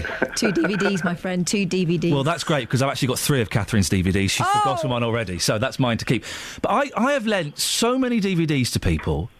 And I've lost them. They forget to... I don't know who they are. So you're right, a little book, you write down, all right, I've lent Steve Enter the Dragon, the 25th anniversary version.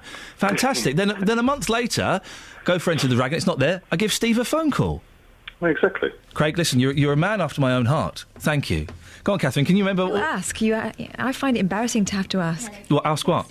For my DVDs back. DVDs cost repeatedly. Some of those cost $4.99 I know. these days. Can you remember the 3... Some of them are more expensive. Some of them were gifts from parents, and some of them still living at your house. Can you remember the 3 DVDs of yours I've got? Fleetwood Mac in Boston. Yep. Annie Hall. Yep. Oh, you've forgotten the third one, the third one is the one I wanted, so I'll keep that. Oh, I know. The Liberace one. Thank you very much indeed. Let's go to line 1. Who's on line 1? It's Paul in Milton Keynes. Hi, Paul. Thanks very much for coming on the air. What would you like to say? Well, Ian, I lent one of my colleagues a computer game called Borderlands, and I haven't had it back, and I'm actually convinced that they've not even played it yet. And I just wondered if you could give me some advice as to what to say to them, maybe to sort of get it back. Is this Paul Scoynes, the political reporter from BBC Three Counties Radio? Yeah. Is this a subtle dig at me? Just said a colleague. Right, Paul gave me Borderlands for the Xbox 360. Correct. I have not played it, but as far as I'm aware, Scoynes, yeah, That was a give, not a lend. Whoa! Whoa! Whoa! Hey! Whoa! No, expressly said it was a lend. Remember... You knew it was a lend, and, you did give me back a different game, which I have played, and was completely willing to give it back or sell it on. What game did I give you? It was a war game. Okay, right. And that was a give. I gave you that. That was a give, yeah, yeah. Well, hang on, if I give you something... Mine wasn't a give, though. It was already beforehand was a lend, and you then gave me things, which is nice, but it equally put me in a slightly difficult position when I wanted to get that back from a colleague. This is 11 months later. 11 months. And you've still not played it? I haven't played it. I'm waiting for the right time. Well, can I have my game back then? Yeah. Yeah. Even though that was definitely a give. That was a give, yeah. Okay, I'll tell you what I'll do. I'll bring it in tomorrow, if I can find it, as long as you bring me my game back and you give me another one. Okay. Excellent stuff, Squines, thank you. Sucker. Travel news for beds, cards and bugs. BBC Three Counties Radio. On the M1 London bound between junction 9 for Redbourne and 7 for Hemel Hempstead is slow after that earlier accident. Congestion still back to the Toddington services. Heading north on the M1, it's heavy after an accident between junction 12 for Flitwick and 13 for Bedford. The car is on the hard shoulder, but traffic is just a little slow to pass the scene. On the M25 anti-clockwise, there are queues between junction 18 for Chorleywood and 16 for the M40. In Luton, the A505 Dunstable Road heading eastbound is closed at the junction under the M1. It's after an overturned lorry and a fuel spillage. Police have said that the road will be closed for several hours and there are delays past the hospital there. In Borehamwood, the Barnet bypass has queues between Stirling Corner and Mill Hill Circus. And on the trains, London Midlands has a replacement bus service running between Watford Junction and St Albans Abbey. This is Alice Glossop, BBC Three Counties Radio. Alice, thank you very much.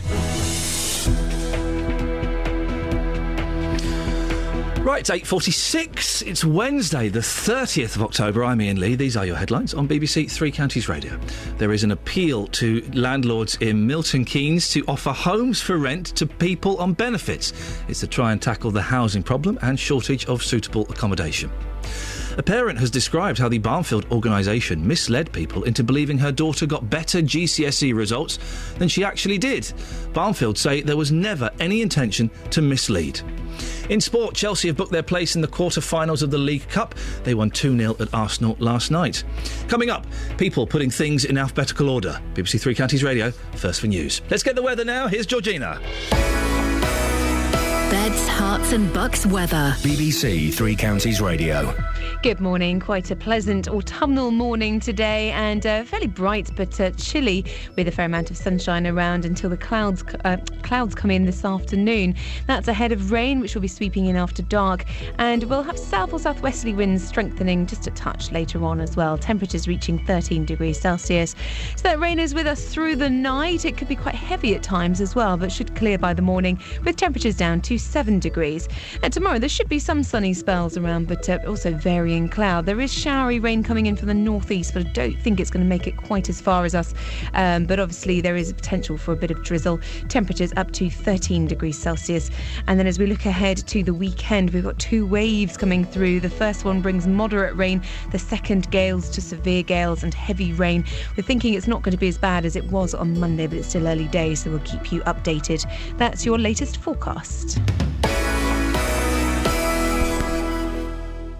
Chet and Partook on BBC Three Counties Radio. Sunday I'll be live from the home of the Hare Krishnas near Watford for this year's Diwali celebrations. Thousands are expected to celebrate the Festival of Light ahead of the Hindu New Year, and we'll bring you all the fireworks and drama. Chet and Partook. Join me Sunday from 6 at Bhaktivedanta Manor on BBC Three Counties Radio. We've been talking about landlords this morning. Milton Keynes wants you, private landlords, to take housing benefit residents. We've heard some not particularly good stories on that subject. Brian is in Wilson. Morning, Brian. Good morning to you. Brian, what would you like to say? Just the private landlords with little experience, I would suggest be very aware there are lots of problems, and there are a lot of more clever tenants out there than we give credit for. It sounds like you've had experience of this, have you? Yeah. What happened? I bought a new house in Bedford to hopefully help me pension. Brand new house. I let it out. I did have some problems with the house itself, which the builder got put right. But cutting to the main subject, I asked the tenant to leave because I wanted to sell and buy another house and use the finance. There was some damage to the house, and obviously you go through the legal. The deposit goes via the letting agent to the deposit protection scheme, a government scheme, as I understood, to protect the deposit for the tenants. The damage, the landlords, I beg your pardon, the letting agent mentioned this to the tenant and sort of said that needed a certain amount of money from the deposit to put right the damage. It was only, 3 weeks, I gather, that the discussions were talking to the deposit protection scheme when the tenant decided to take me to the small claims court claiming that I was withholding her deposit. I can't deal with the deposit protection scheme. Only the tenant and the letting agent can deal with the deposit protection scheme. Yes, so I was trapped. it's separate, isn't it? Did you have to go to the small claims court in the end? I did, yeah. And what happened? Did you win? No, I lost. I was going to the small claims court on the basis that the tenant was claiming that I was withholding her deposit. And I went to court saying that the DPS is there to protect your deposit, and that's the legal body that I thought that would look after their deposit. But the judge said at the time, no, we can deal with it as well. And I was absolutely gobsmacked because I didn't take any proof of the invoices that I'd done for the damage. The letting agent didn't take a copy of the agreement because one of the parts of the damage was that she'd altered the property,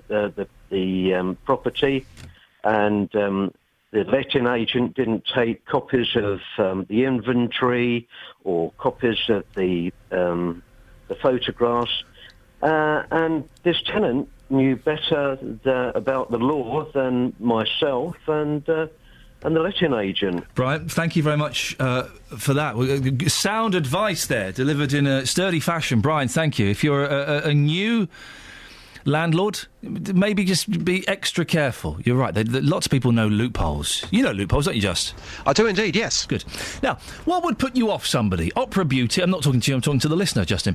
Opera beauty Catherine Jenkins has revealed she sleeps with her eyes open. I'll be honest, if she came back to mine, and I kind of 3 o'clock in the morning, I rolled over and, kind of wake up early as I often do, and I looked down and I saw Ms. Jenkins' eyes wide open. I give her a quick elbow to the ribs. You liar. Oi, you Jenkins. liar, come on. Out. I'm having none of that. You wouldn't. Weirdo. Now, Justin Dealey, you spoke to people earlier. Let's have a little recap. Here's some of the things that put people off people. I think if she hadn't brought her around the night before in the bar, I think it's the equality. I think everybody should pay their fair whack. What would put me off somebody? Smell. Lady Bow. Lady Bow? Lady body odour. Yes. Smell. Yes, definitely.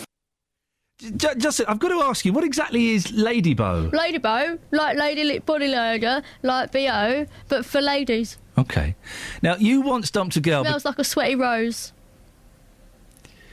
You once dumped a girl because she laughed at your music collection. Yeah, man, I ain't even that. No, bruv. And you've been asking people if there's anything wrong. I don't think there's anything wrong with having your music collection order. You've been asking people that. Oh, yeah, I've been asking people in the streets of Luton this morning what they think. Should we have a listen? Yeah, bruv. Thanks, boss. No, because I'm like that too. Right, you see, I dumped a girl because she laughed at me for having a big collection. That's harsh. That's very harsh. That was in my right, surely. I think it's very harsh that you dumped her for that reason. I feel bad now. Thank you very much. That's all right. Madam, can I ask you a very personal question? Have you got your music collection in alphabetical order? No, why should I? But isn't that normal? No. So you just got them everywhere? Yep. OK. I once dumped a girl because she laughed at me for having my CD collection in alphabetical order. Do you think that was the right thing to do? It was up to you, wasn't it? Yeah, I suppose so. And one final question. What would put you off a man? Because what she did that day by laughing at me put me off her. What would put you off a man? Not getting their hand in their pocket. I think I'd get my OCD treated. You think I've got OCD? Yes. By having my CDs in order? Seriously? Seriously. Do you think I'm odd? I think ultra-organised to the point of pedanticness. I'm going to leave you guys to it. Thank you very much. You're a young girl. Is there anything wrong with CDs in alphabetical order? No, nothing at all. So do you think I did the right thing by saying, go on, clear off? Yes, definitely. You got style, thank you. Thank you. Not if it pleases you. Yeah. Not if it pleases you. I don't, but many people do. Charlie, you seem like a normal guy. I bet you've got your music collection in alphabetical order, haven't you? I have. Yes. Now, if a lady laughed at you for doing that, would you say, go on your bike? Not necessarily, no.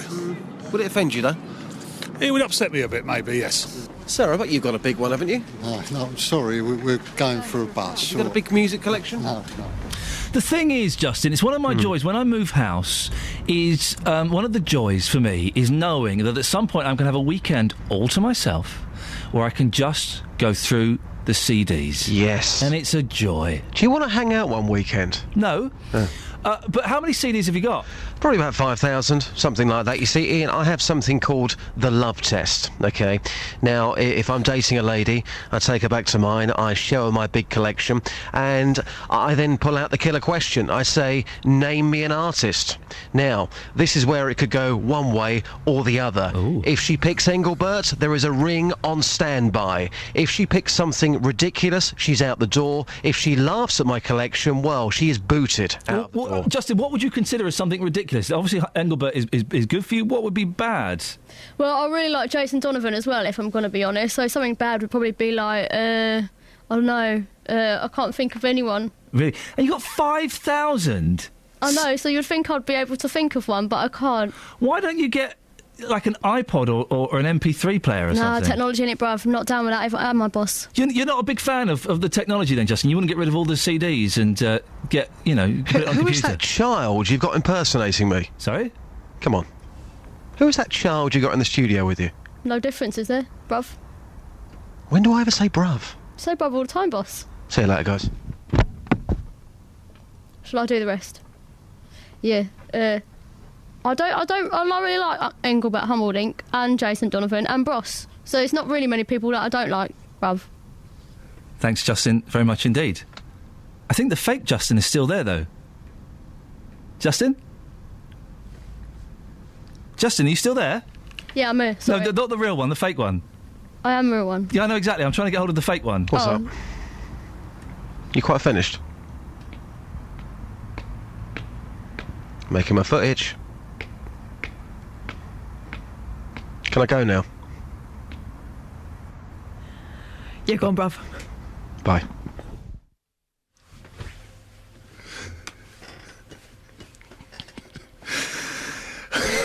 So childish. I get paid for this. I get paid to do this. Don't forget, one of the three Justin Dealeys, the Justin Deal threes, will be presenting a radio show at the weekend, BBC Three Counties Radio. What time is it? About 9 o'clock you come on, Just? Yeah, about 9. I record a lot of the links, though, but I'm there. Excellent stuff. So about 9 o'clock, you can listen to Justin Dealey playing some of his 5,000 CDs. It genuinely is a cracking listen. We'll find out tomorrow who his guest is going to be. Right, that's it. That's your lot. Let's get the travel news now. Here's Alice. Travel news for beds, cards and bugs. BBC Three Counties Radio. Thanks very much, Ian. The M1 London bound between junction 9 for Redbourne and 7 for Hemel Hempstead is slow because of an accident earlier on. Congestion still back to the Toddington services there. On the M1 North, there's been an accident between junction 12 for Flitwick and 13 for Bedford. The car is now on the hard shoulder, but traffic is a little slow to pass. In Luton, the A505 is closed towards Luton from the M1 at junction 11 because of a lorry overturned on the roundabout under the motorway. There's been a fuel spillage there and there are delays past the hospital and it's going to take a while to clean that up. On the trains, London Midlands have replacement bus services running between Watford Junction and St Albans Abbey, and First Capital Connect and South Eastern have delays of up to 15 minutes between Bedford and Blackfriars because of poor rail conditions. This is Alice Glossop, BBC Three Counties Radio. Alice Glossop, it's your first day with us today. It is indeed. How have you found it? It's been fantastic. You've enjoyed it? Yes, very much so. Oh, OK, well, thank you very much. You've done a cracking job. We'll speak to you tomorrow. Thank you. Right, that's it. That's your lot. So I'll be back tomorrow at 6 o'clock. JVS is up next. Until tomorrow, from me, ta-ta.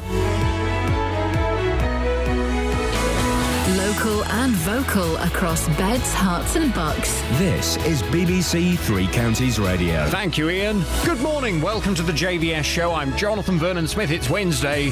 And on today's big phone-in, should parents be allowed to take their children out of school to go on holiday?